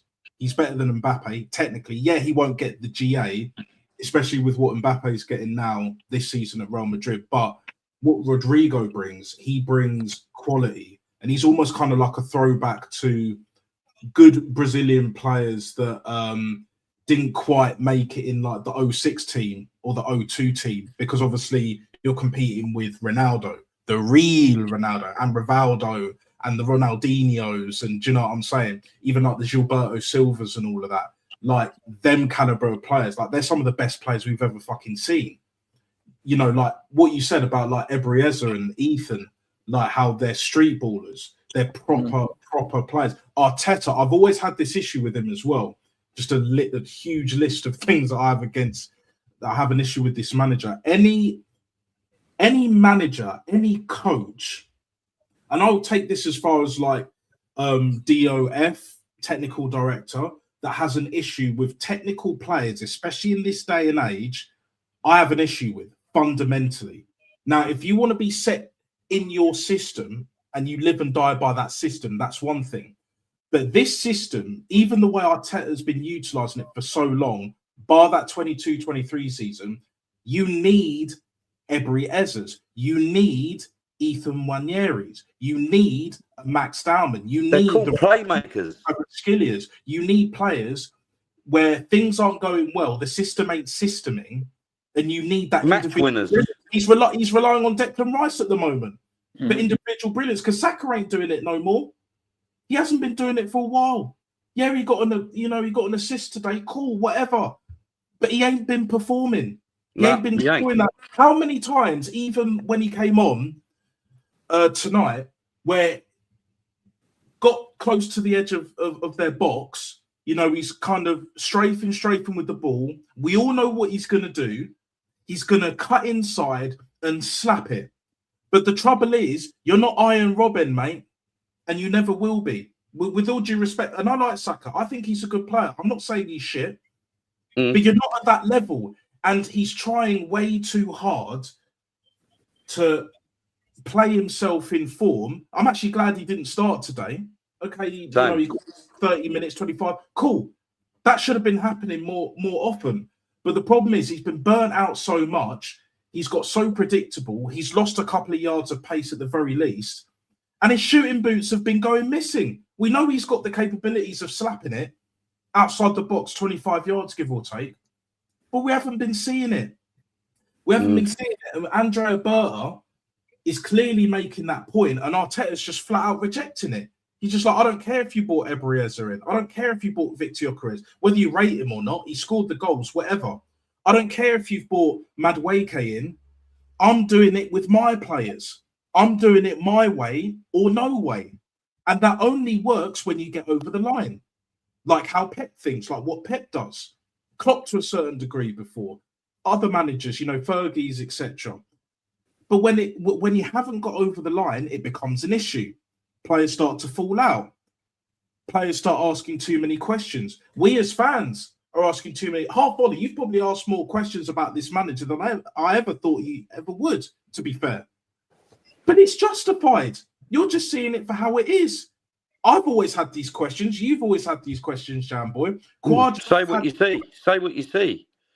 Exactly. A lot of people don't see it, though. Don't chat shit, yeah, and say that the sky is green when it's blue.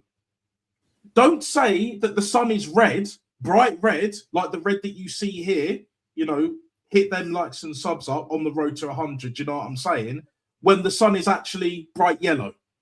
Do you know what I'm saying? You cannot tell me that this is that and that is it. No.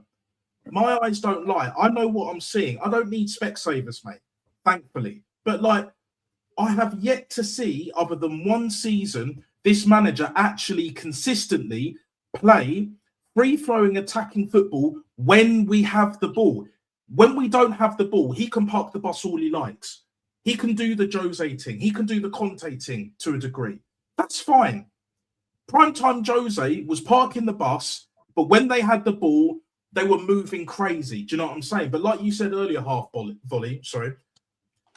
they had the defence to back up what they were doing going forward and how they were managing games on the pitch and in the dugouts with Jose and Morris, whatever his name was at the time, and then Fuente, whatever his name is. Jose is like number 2 at the time for the longest, like since Porto. You can justify shit like that. But with what Arteta's been doing, especially for the last few years, no one can justify it. You can't justify it. Either you have an agenda or you don't know ball. Or maybe it's both. He's winging it. He's winging it. That's what he's doing. Of course. Yeah. Absolutely winging it. I know he's still on it. Yeah, no, Jambo, whoever. Like, this is free open format platform, innit? Do you know what I'm saying?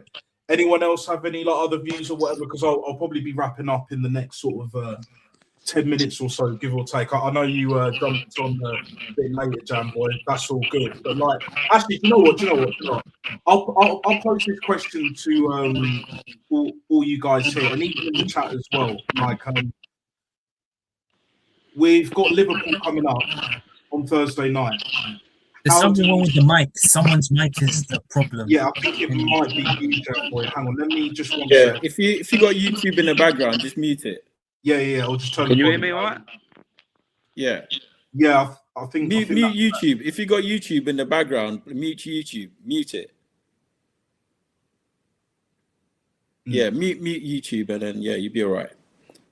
Yeah, I think it's just as simple as that. Yeah, no, I wanted to. You know, one thing Jamboy was saying, I actually wanted to hear from him because he's made a good point about how Arteta doesn't like free spirits. And that's what's now shaping our season. You know, the lack of free spirits are who win you the league titles. Free spirits take you over the line. Look at Ryan Cherky at City. Arteta wouldn't like that sort of player. You know, what he does and the freedom he plays with. So I wanted to hear from Jambo because that for me is the single. I think there's still some feedback. Do you have YouTube in the background? If you have YouTube, close it. Unplug your mic and then plug it back in, or disconnect and reconnect it. If it's not a YouTube issue in the background. Is it all right now, or is it still like it? Yeah, it's all right now. Oh, no, that's much better. Yeah, I've just got rid of I was watching the stream and I've gone on StreamYard, so I've closed the YouTube. Yeah. Okay. Yeah. That's all. Yeah. That's fine. No worries. Yeah. Continue. Yeah. No, I wanted to hear from Jambo because that free spirit comment, for me is the single critical reason why we might fall short come the end of the season, because we're winning the league with Odegaard in midfield and Jay-Z's leading that line. We need to come away from this predictable football that we've been playing for the last 3 seasons. And as much as people think Eze is a bit of a defensive liability, sometimes that's the difference between winning and losing a game. You saw it against Palace a couple of weeks ago. That small magic, that free spirit, that bicycle kick wins you the game. You ain't going to see that from Odegaard. You ain't going to see Odegaard making bicycle kicks and winning the game 1-0. And that's the problem. When I look at Arteta, like I said, the philosophy that he's deploying at the moment, it's not title-winning philosophy. Pep knows how to do it, and he knows how to platform the correct players, to give them the freedom to play, to express themselves. Arteta doesn't like it unless he gets desperate. Like last season, Ethan came on against Man City, scored. I think Ethan scored away to Brighton as well, or something like that. You know, he scored some crucial goals last season. Yeah. If you platform them the right way. So for me, as long as Arteta's favourites are available, we're going to fall short, unfortunately. I just don't see us winning the league playing the way we are with this group of players that Arteta tends to default to when he needs a result. Liverpool, Mourinho is probably going to start against Liverpool, right? He's probably going to start Rice. It's going to be Zubimendi and Gyökeres up front. It's going to be very hard going. It's going to be a bit of a check game. We might concede and try and wrestle our way back into the game. You can almost predict what's going to happen. So he ain't going to platform these free-spirited players. That certainly ain't going to happen. And that's the worry. Over 38 games, you can't win the title playing bad football or playing the soft football we're playing. We've got a better chance in cup competitions because the manager is playing cup-style football. Cup-style football does not win you league titles. And that's where I'll leave it. Yeah, well, I'll say, in terms of the league title, if Arsenal go on and win the league how it is now, carrying on how we are now, it won't be because we've been good. It'll be because Man City and the others, or just Man City, haven't done what they needed to do. We've won it by default. Because if City play anything like they did when De Bruyne was there and Aguero and that they would be 10 points clear now. I know we've been winning games here and there, but you can't be drawing with Sunderland and not beating 10 men Chelsea and stuff and expect to be top of the league. Some of the games this season have been so bad to watch. The Wolves game, oh mate, the Wolves game, even Everton. We beat Everton. That weren't great. Wolves are bottom of the league. We struggled to beat them. It was a Stonewall penalty as well. We were lucky to get away with the victory. That was a Stonewall penalty. The problem is, right, is Arteta ain't come in and tweaked anything at Arsenal. He's changed the whole way that Arsenal play football. That we haven't got any mavericks in our team. You know, like an Alexis Sanchez that can just win you a game out of the blue. Like you might be playing bad. Just the one man in your team, you think, oh, we're playing bad, but he'll win us the game. Bergkamp, Omri, you know, Pires, Overmars at times, you know. Even Vieira used to pop up here and there and win us games. I mean, I don't look at Arsenal, anyone in Arsenal's team right now, and think Saka was like it a few seasons back. Saka was playing well and he'd win us games and that. But right now, maybe the closest thing we've got is maybe Trossard. I think Gabriel is probably. Oh, Gabriel, yeah. Gabriel. Yeah, them three, Gabriel, Declan Rice, and Trossard. That is it. And even then, it needs to be consistent. Basically, what you're saying, Jamboy, is like, it's consistency at the end of the day.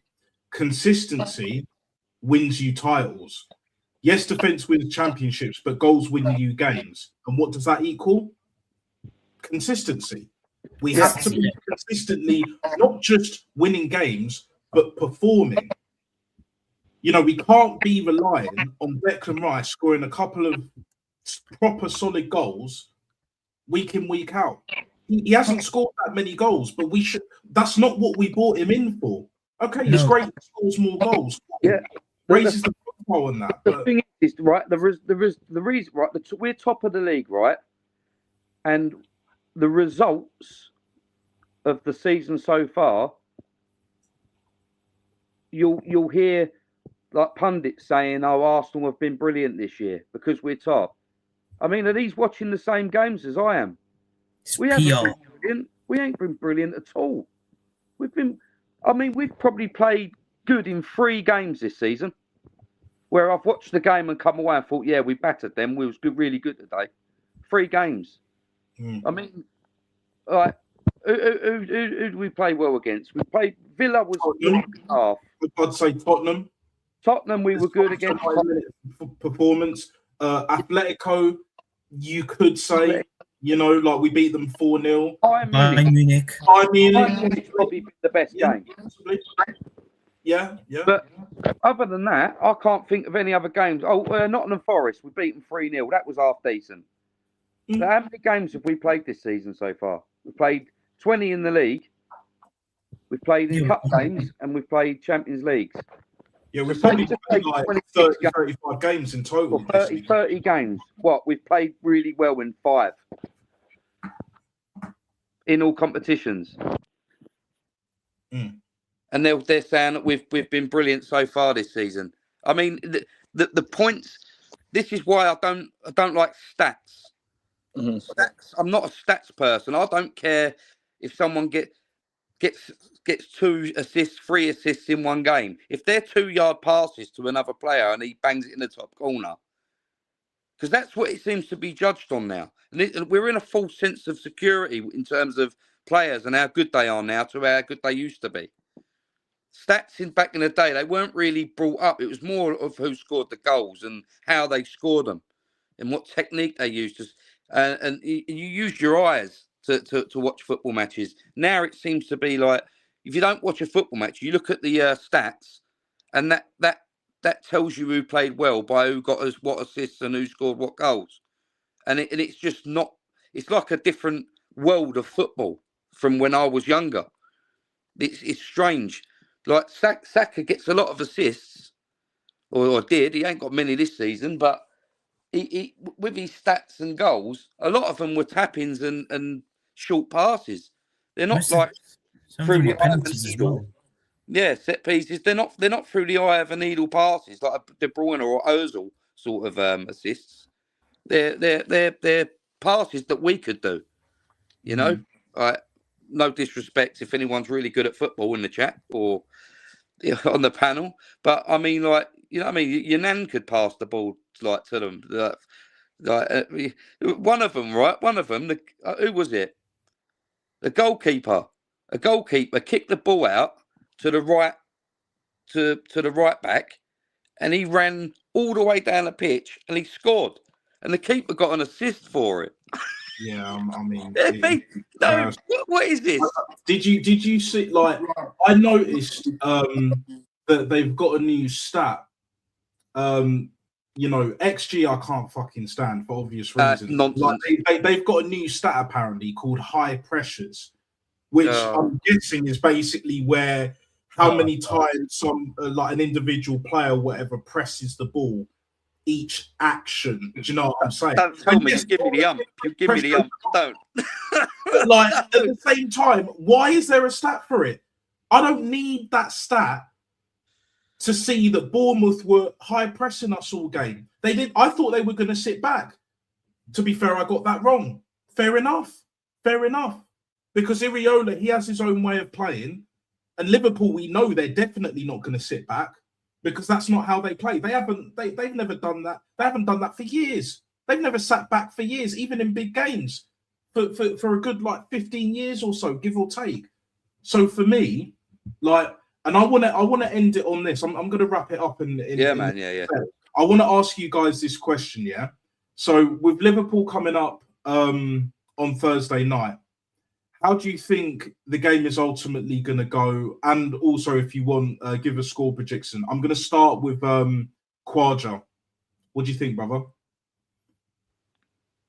I feel like it's going to be a little bit similar to the Aston Villa game, where the first half we give Aston Villa, like the chances they had, they could have been, I don't know, 1-0 up at halftime or maybe 2-0 up. We might do the same thing. But however, we need to turn up in the first half because football is about first half and second half. The first 45 minutes is so crucial for us, right?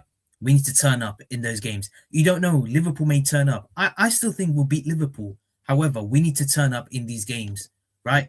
Liverpool's still a big team, whether you like it or not. Whether these top owners think, oh, they're crap, we're going to easily destroy them. Like they think, oh, well, we're going to absolutely annihilate them 5-0, 4-0, 6-0, and all this crap. I'm like, come on. I don't think it's going to be that sort of performance, but if we can start the game well, get, I don't know, maybe 2 or 3 goals in the first half, which is unlikely, but you may never know. I think we may have a good chance of winning the game. And however, we need to continue scoring goals in the second half because the way we played against Bournemouth, we scored the third, we decided to park the bus. That's not how it works. You have to go and get the third, then the fourth, then the fifth, and then defend. But right now, we have to attack, continue attacking, cause them under pressure. And then when it comes to defending, just defend well, defend properly. I have a message for Gabriel. Just stay at it. Don't be a bozo again, because he was bozo against Sunderland. And now today, he needs to step up. And my prediction will probably say 3-1 Arsenal. Okay, cool. Half volley. What are your thoughts, my guy? Nah, yeah, big up and that for the stream, man. It's been a good conversation still. Just before I answer your question, I just want to touch on something briefly, if you don't mind. No worries. Go for it, brother. Yeah, what I'll say is, there's something called gut feel, right? We're all Arsenal fans. Intuition.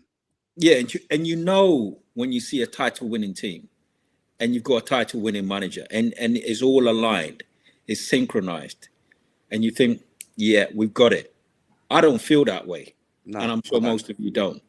And the problem with a lot of these top gooners is the results-based analysis. As long as the results are positive, everything is rosy for them. Yeah, that's it. Whereas, for us, even like, Nat would tell you that I'm not entirely the manager out. Gut feel, I just don't feel like this is a title-winning team with the title-winning manager. With the football we're playing is going to win this title. It's not going to, their philosophy is not quite there. So and the problem, you touched upon that, and you touched upon Jambo as well. It's because of the profile of players that we've got. They force us to play a certain way. And you're going to see that against Liverpool. We can almost predict who's going to pick. Midfield, Rice, Zubimendi, Odegaard. Up top, Gyökeres, maybe Trossard, Saka. Back four picks itself, whoever's fit. And you're going to see the same shape of football. Defensively, we look a bit vulnerable at the moment. So I don't expect us to keep a clean sheet. Right? So we're going to need at minimum 2 goals to win that game. And that's, for me, is not title-winning football. So it's probably going to be 2-1 to us or 2-2. I just see a goal difference in it.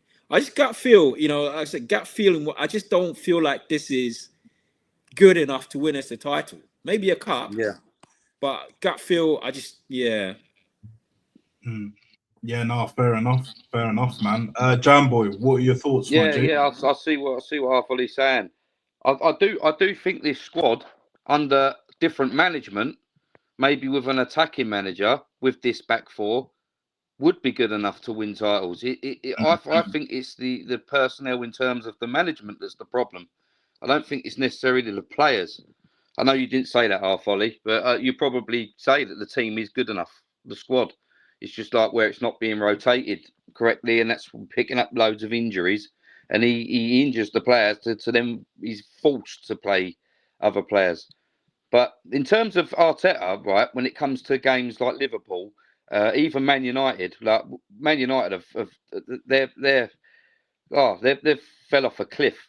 Now they're in trouble. United, they've been a bit better more recently, but they're nothing like the 90s or early 2000s United team we used to play. Right now, I think Mikel looks at them clubs and sees them as the big club that they are, rather than the form that they're currently playing at.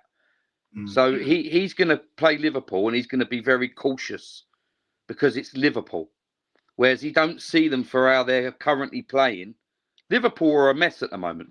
They are. They've got some brilliant players, but their team spirit at the moment is on the floor.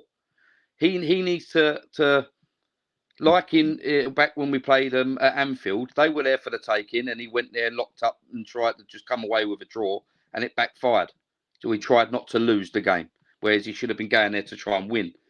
And the same sort of happened at home with Man City as well. and we got away with that because we scored right at the end.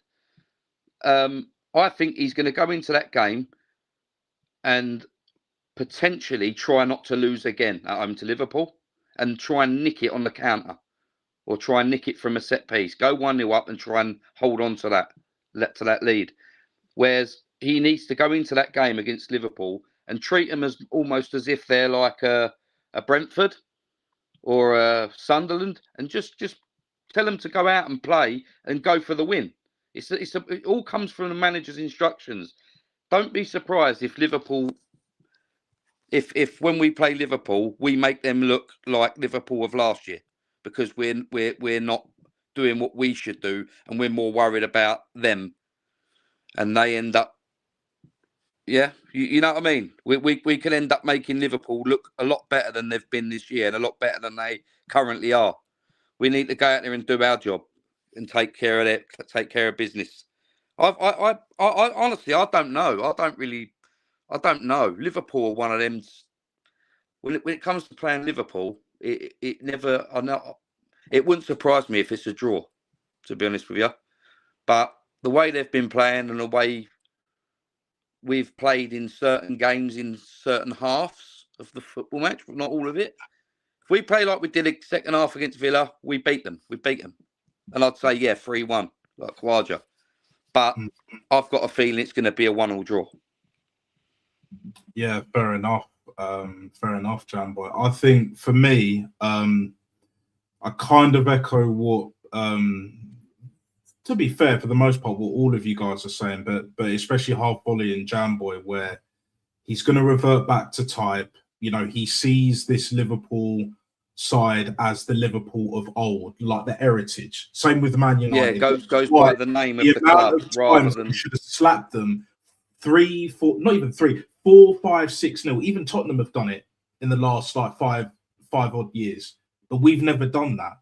And yes, they always turn up, Man United, but with the quality that we have, like when it comes to this Liverpool game, we should be slapping them minimum 3-0, bare minimum 3-0. Yeah. But I know that's not going to happen because this manager, he's confusing the players. And the players, like you've already noticed it this season, where these players have had enough of him barking instructions, micromanaging on the touchline.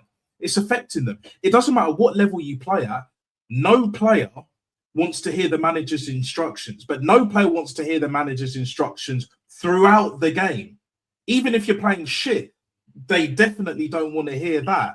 So for me, like, you know, it will probably be a case of, we'll probably if we start like how we did against Bournemouth tonight, we'll get we'll probably concede first, but then we'll equalise, and then we'll somehow get a winner, and then that will be that. So ultimately, I'm saying 2-1. I predicted 2-1 against Bournemouth. I got the difference right. I got the result right, but the scoreline was technically wrong on a technicality. Do you know what I'm saying? So it's just like it is what it is. But I actually do believe strongly more so that we are going to win this game 2-1, because I just don't see this manager going for it. Like, especially in the big games, like, you know, he'll have his moments, and I don't know if it was North Side or Guns or even both, like that said, like, he's a moments manager. Let's be real, he's a moments manager. When we slapped Man City 5-1, it didn't lead to anything. When we slapped Real Madrid last season, do you know what I'm saying? We've beaten Atletico Madrid 4-0, and they're not a nobody team. Do you know what I'm saying? Like, you know, we beat Bayern Munich very convincingly. We slapped Tottenham. You know, yeah, it's Tottenham, but still, do you know what I'm saying? Like, we have them moments, but can we do it consistently? Can this manager be like, you know what? I trust this defense. I trust my system to do what it needs to do off the ball. Yeah.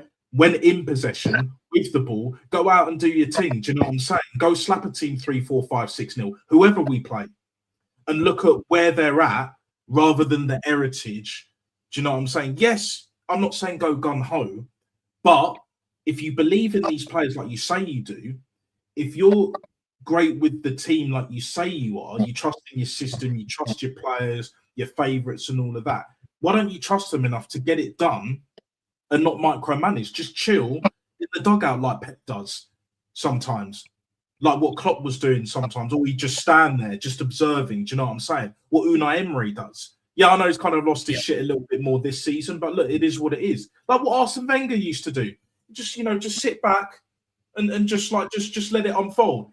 Now, did it go against us at times, especially the last 12 years of his reign? Of course it did. But when we were winning, he was still the same guy for the most part, doing the same shit, playing the same way, just with a different crop of players each time, different cycles. But what this manager fails to realise is like, you can get all the players that you want. You can have the big squad like you do now, spend $1 billion, still want players in January, which I don't want. For me, he can't have any more players. There's no more excuses. The time's done. His time is done if he's thinking like that. So for me, what I want to see from this team, and this is more of a message to the players. I doubt this is ever going to reach the players, but for whatever reason it does, anyone clips this, whatever, yeah, I'll put this out to the players, not the manager. This is more specifically to the players, yeah?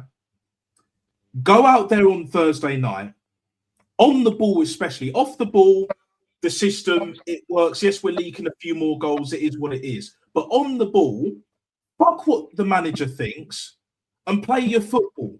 Do your team, bro. What is this manager going to do? Is he going to sub all of you off? Yeah, tell them all. Tell them all in January. Ignore the manager. He won't play them again now. He won't play them again. He won't play them Ethan again. might get a game. Yeah, but if it's here's the thing, Hopper. If certain players do it, if it's like a few players that do that, I hear you. I completely agree. But if the whole team does it, and then the next crop of players they do that shit, I'm saying, like for me, it's very dangerous territory. It's very dangerous territory. It's like with a company when they all go on strike. You can't sack them all, can they? Yeah, exactly. You can't. I like you saying. You can't banish them all. You can't make them all train to the reserves and the under 18s and 21s. And even if you do, you still got to pick a team. Like, what are you going to do? Just be like, we're going to have to forfeit the game because they're not doing what I want. Like a spoiled little bitch. The chances of that happening is through certain players like your Eze and your Ethans, and he's not playing them. That's why he's keeping them on the bench, because the chances of them defying his tactics is very high. So he won't play the players, and that's what you've got. Yeah, that's the problem. That is ultimately the problem. But yes, people, we are going to end it here. It's been an amazing stream. You got a channel? Yeah. He's got a channel. I'll let you plug your shit. Don't worry. Me and Nat are cool. Like me and Nat are always on streams and that. Yeah, no worries. I'll let you shout out your channel as well. But just give me a sec, guys, and then I'll I just want to say thank you to everyone on this panel, the elite world class chat. Make sure you like and subscribe. We're still 3 away from 100 subs. I will still be doing that 100 sub celebration. I've got a few people in mind, but if they're not able to make it for whatever reason, if you guys are available, I'll send you the link personally or whatever. Let me know, innit? Do you know what I'm saying? I've got some people in mind, but if we can have a celebration, guys. We can have a celebration. We're going to party hard, guys. You know what I'm saying? No problem, man. I know my lane. I know my lane. No, that's fair enough. But yeah, let me know what you think in the comments below. Yeah. Make sure you also hit the notification bell so you will never ever miss when I go live and direct and in full effect, baby, or when I upload the next video. I'll probably do one. I'll probably do a match reaction for the City Chelsea game. Just like because I'm going to watch it tomorrow, so it'll be kind of interesting. And I'll do a few other things as well. So this channel, I'm just running it the way I want to run it. It's a small channel. That's how you start, and then I'm going to grow it the way I'm going to grow it. You do you, mate. You do you. I respect all you guys coming on here, giving up your time because it's actually 35 minutes past midnight and all of that. You guys have been an absolute pleasure. Quadra, what have you got coming up next? Any socials you want to plug and all of that shit? No, I'm just gonna chill out and see how City do tomorrow against Chelsea. I mean, it's gonna be a nightmare for Chelsea. I don't think anyone's gonna sit here and say, "Oh, let's pray for Chelsea to get at least a result," because I don't think it's gonna be happening. I think it's gonna be a battering for Chelsea. I think they're gonna get battered 3-0, maybe 4-0. Unless if Chelsea can get something out of the game, maybe a win, which is unlikely. If City, I don't know, maybe get a draw, that'd be good. That'd be great. But I just don't see Man City losing to Chelsea or drawing to Chelsea with no Caicedo, by the way, because Caicedo is suspended because he picked up a yellow card against Bournemouth. Yeah. Caicedo has been one of their most important players, but yeah, it's a long day for Chelsea, I'm afraid. Sorry to Top Gooners, because you know the same Top Gooners that were supporting Spurs, by the way, they were saying, I'm going to wear a Spurs shirt against Man City in 23-24. And it didn't work out because Son missed and didn't work out, did it? I mean, Pincus wore a Tottenham scarf. Why can't you not wear a Chelsea scarf right now? Saying, come on. You're not a real Arsenal fan. You know what I'm saying? That's what we keep hearing. You know, it is what it is, but half volley, my fucking D. Let me know, let me know. Like, plug your channel, all your other socials. What have you got coming up, my G? Talk that shit. No, man. No, big up, Nat, man. You and I, you know, me and Nat are like road dogs. You know, we get on panels. We don't always see eye to eye, right? But we're able to have a constructive conversation about the club, and you know, just respectful. And I, like I said, I jump on panels who are extremists. From Arteta out to Arteta in, and I can put my my points across, and that's why I'm able to come on these panels. So I've got a channel, but really and truly, what I truly enjoy is jumping on panels. Sorry, there's a lot of feedback. Yeah, I think it's you, Jamboy. It's popped back up again. Yeah, you know, it's like Arteta with them tactics, bro. Do you know what I'm saying? like doing glitchy. Yeah, do you want to view or he sticks with it? No. Yeah, what I was saying is for me, what really gives me pleasure is jumping on panels and listening to people's thought process on where they think the club is heading. Like that's why I found Jamboy's comment about free spirits. I think it was quite profound and interesting because that's really shaping where the club is heading and how the manager's managing the squad. I think the squad is good enough to win the league. I don't think the manager's philosophy is going to get us over the line. And gut feel wise, I just don't think he's got it in him. He might get us to compete, but that philosophy is not a title-winning philosophy. So I've got a channel, but I roll with you, Nat. We jump on North's channel when he goes live. I don't think I've seen you before, Jamboy, but I really respect your opinion. I think you've got some good views, and yeah, man, maybe in the future we'll jump on a panel again and have a debate. Oh, definitely, we'll have an interesting conversation. For me, truly, I think it's at the point now where you can't defend the indefensible. But for me, the way I see it, half volley personally, and I mean this, real shit, because I say what I mean and mean what I say. I'm that type of guy, If more Arsenal fans were like you, we would be in a much, much healthier and better position, not just within the fan base, but the whole football club.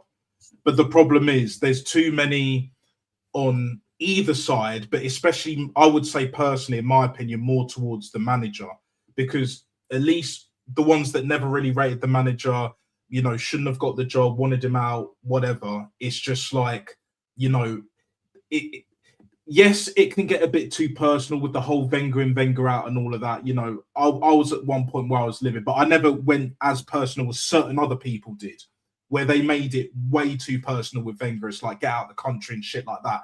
I was never that guy. Do you know what I'm saying? Like, I was livid with Wenger at times. I never went that personal. And I see it similar with this here. My critique of the manager has never been personal. Yeah, we can have our sound bites and all of that shit, our little bants and cracking jokes and that, because I love my dark humor and all that kind of shit. Do you know what I'm saying? But at the same time, it's just like, at least for me, there's a method to the madness. But when it's just madness, whichever side of the fence, or even if you're right slap bang in the middle, it's just like, for me, it's unnecessary.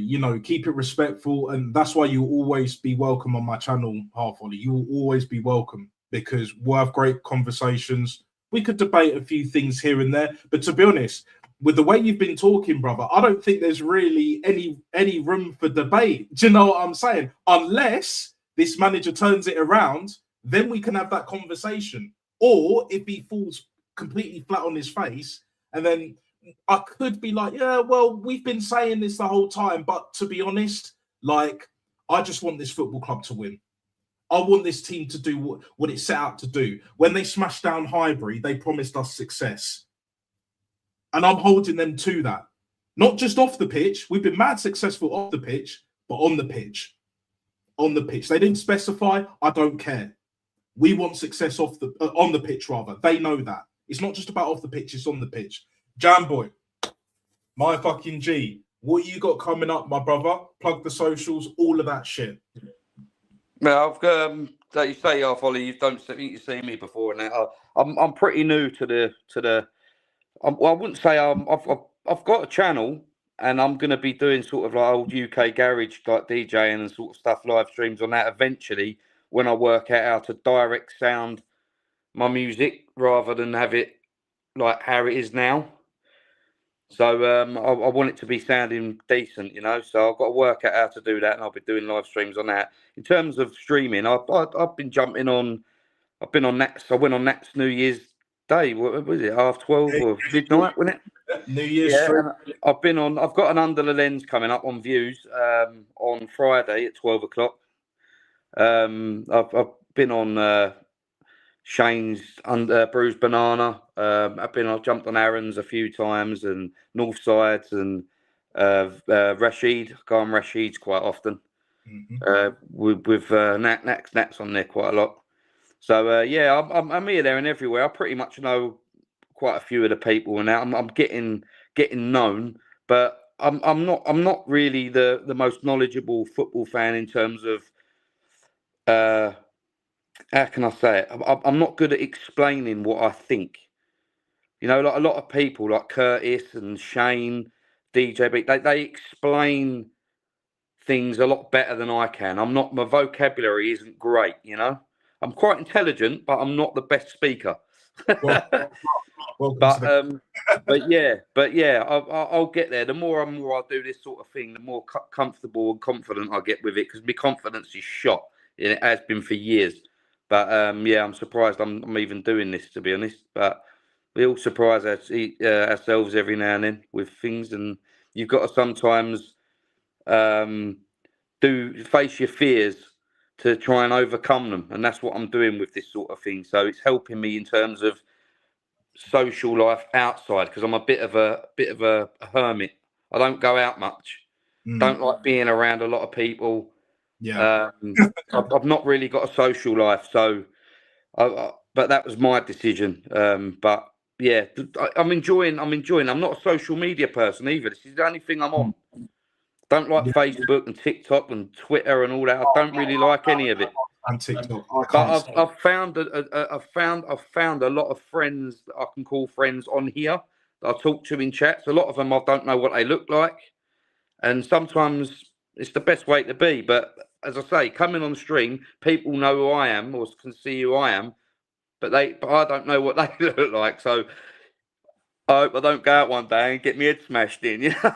No, it takes one thing I'll say, Jamboy. It takes a lot of bravery, right, to turn on your camera, dial on the screen, and give an opinion. You get a lot of people online who, you know, talk about people's looks, they insult people, they're in a chat, but they will never call in to give an opinion. Yeah. So I respected it. And whenever you put your face online, you're taking a huge risk, because somebody can recognize you. They might not like what you say. And, you know, people there, you got some crazy weirdos out there. So yeah, I know. respect anybody who is willing to come online, turn on their camera, and give an opinion. So much respect to you, bro. And I enjoy listening to your opinion. Appreciate it. With, you know, my boy Nat and Kwaja. You know, we have a constructive conversation and we stimulate each other, you know, mentally, because some people are making some good points. You think, actually, I didn't think about that, you know, and that's what it's all about. It's an honest conversation. And we're not just jumping online to chat gibberish. You know, we care about the club. We're passionate about our club winning something, and we've got an opinion. It takes balls to actually get on a laptop or your phone, turn on your camera, show your face, and say something that you're willing to stand by. So I have much respect to all of you. I appreciate it, man. Yeah. No, the same. I feel the same. I feel the same.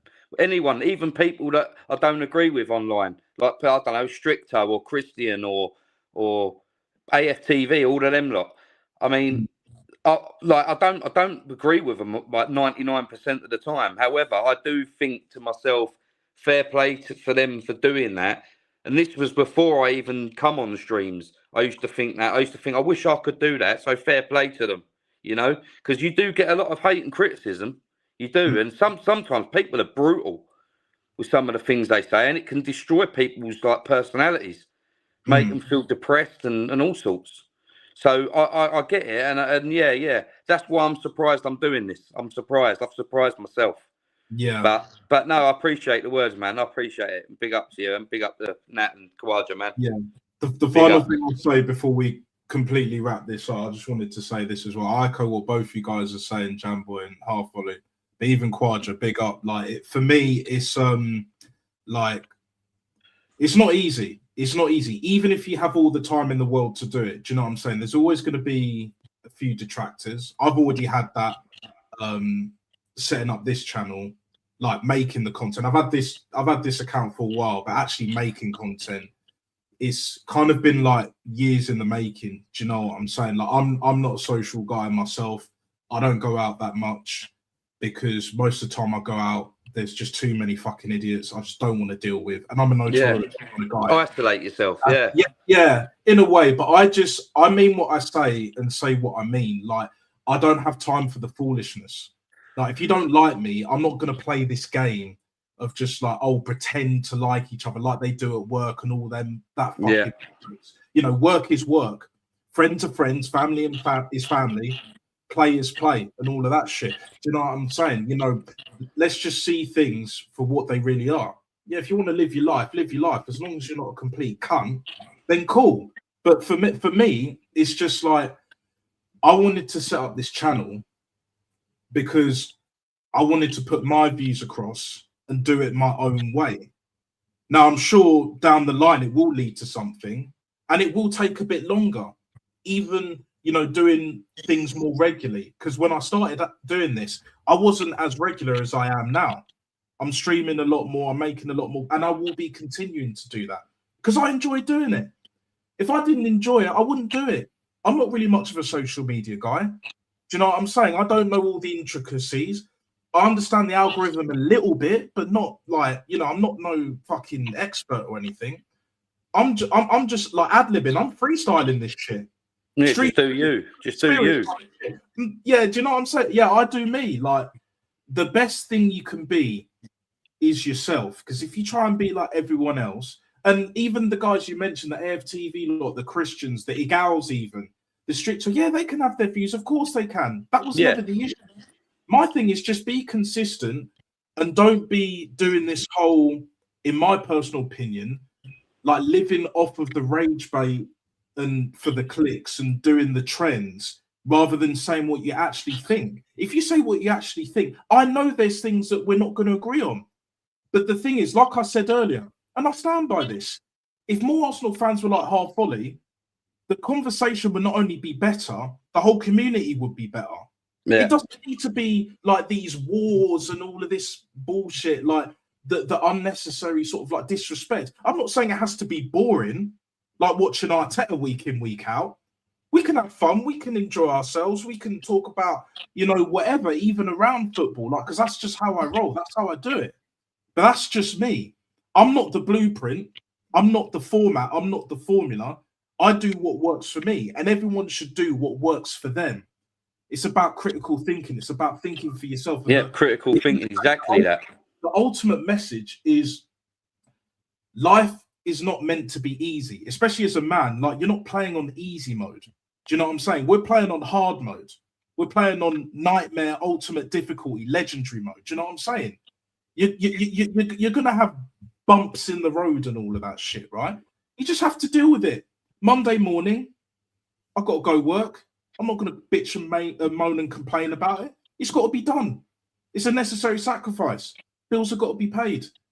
It is what it is. I've got to do what I've got to do to live the life that I want to live. I'm not just thinking short term, but I'm thinking long term. But certain people want to think about just the next day and just live for the next day. That's not me. You got to have some kind of plan. Better if you write it down. But if you don't, it's just like, as long as you have something in mind and you stick to it, nothing but good will happen to you, as long as you're not a complete dickhead. But yeah, fate will look after you. Like with the Joneses and all of that, and it's just not me. We can all have different views and ways of doing things. That's fine. But what ain't fine is like doing all this muggy, trendy kind of bullshit behavior, this foolishness. Like, I'm not willing to do that. And got a legend in the chat. Big up Kyle, man. Next time, I will have you on my channel again because I think it's been long overdue. Do you know what I'm saying? Big up.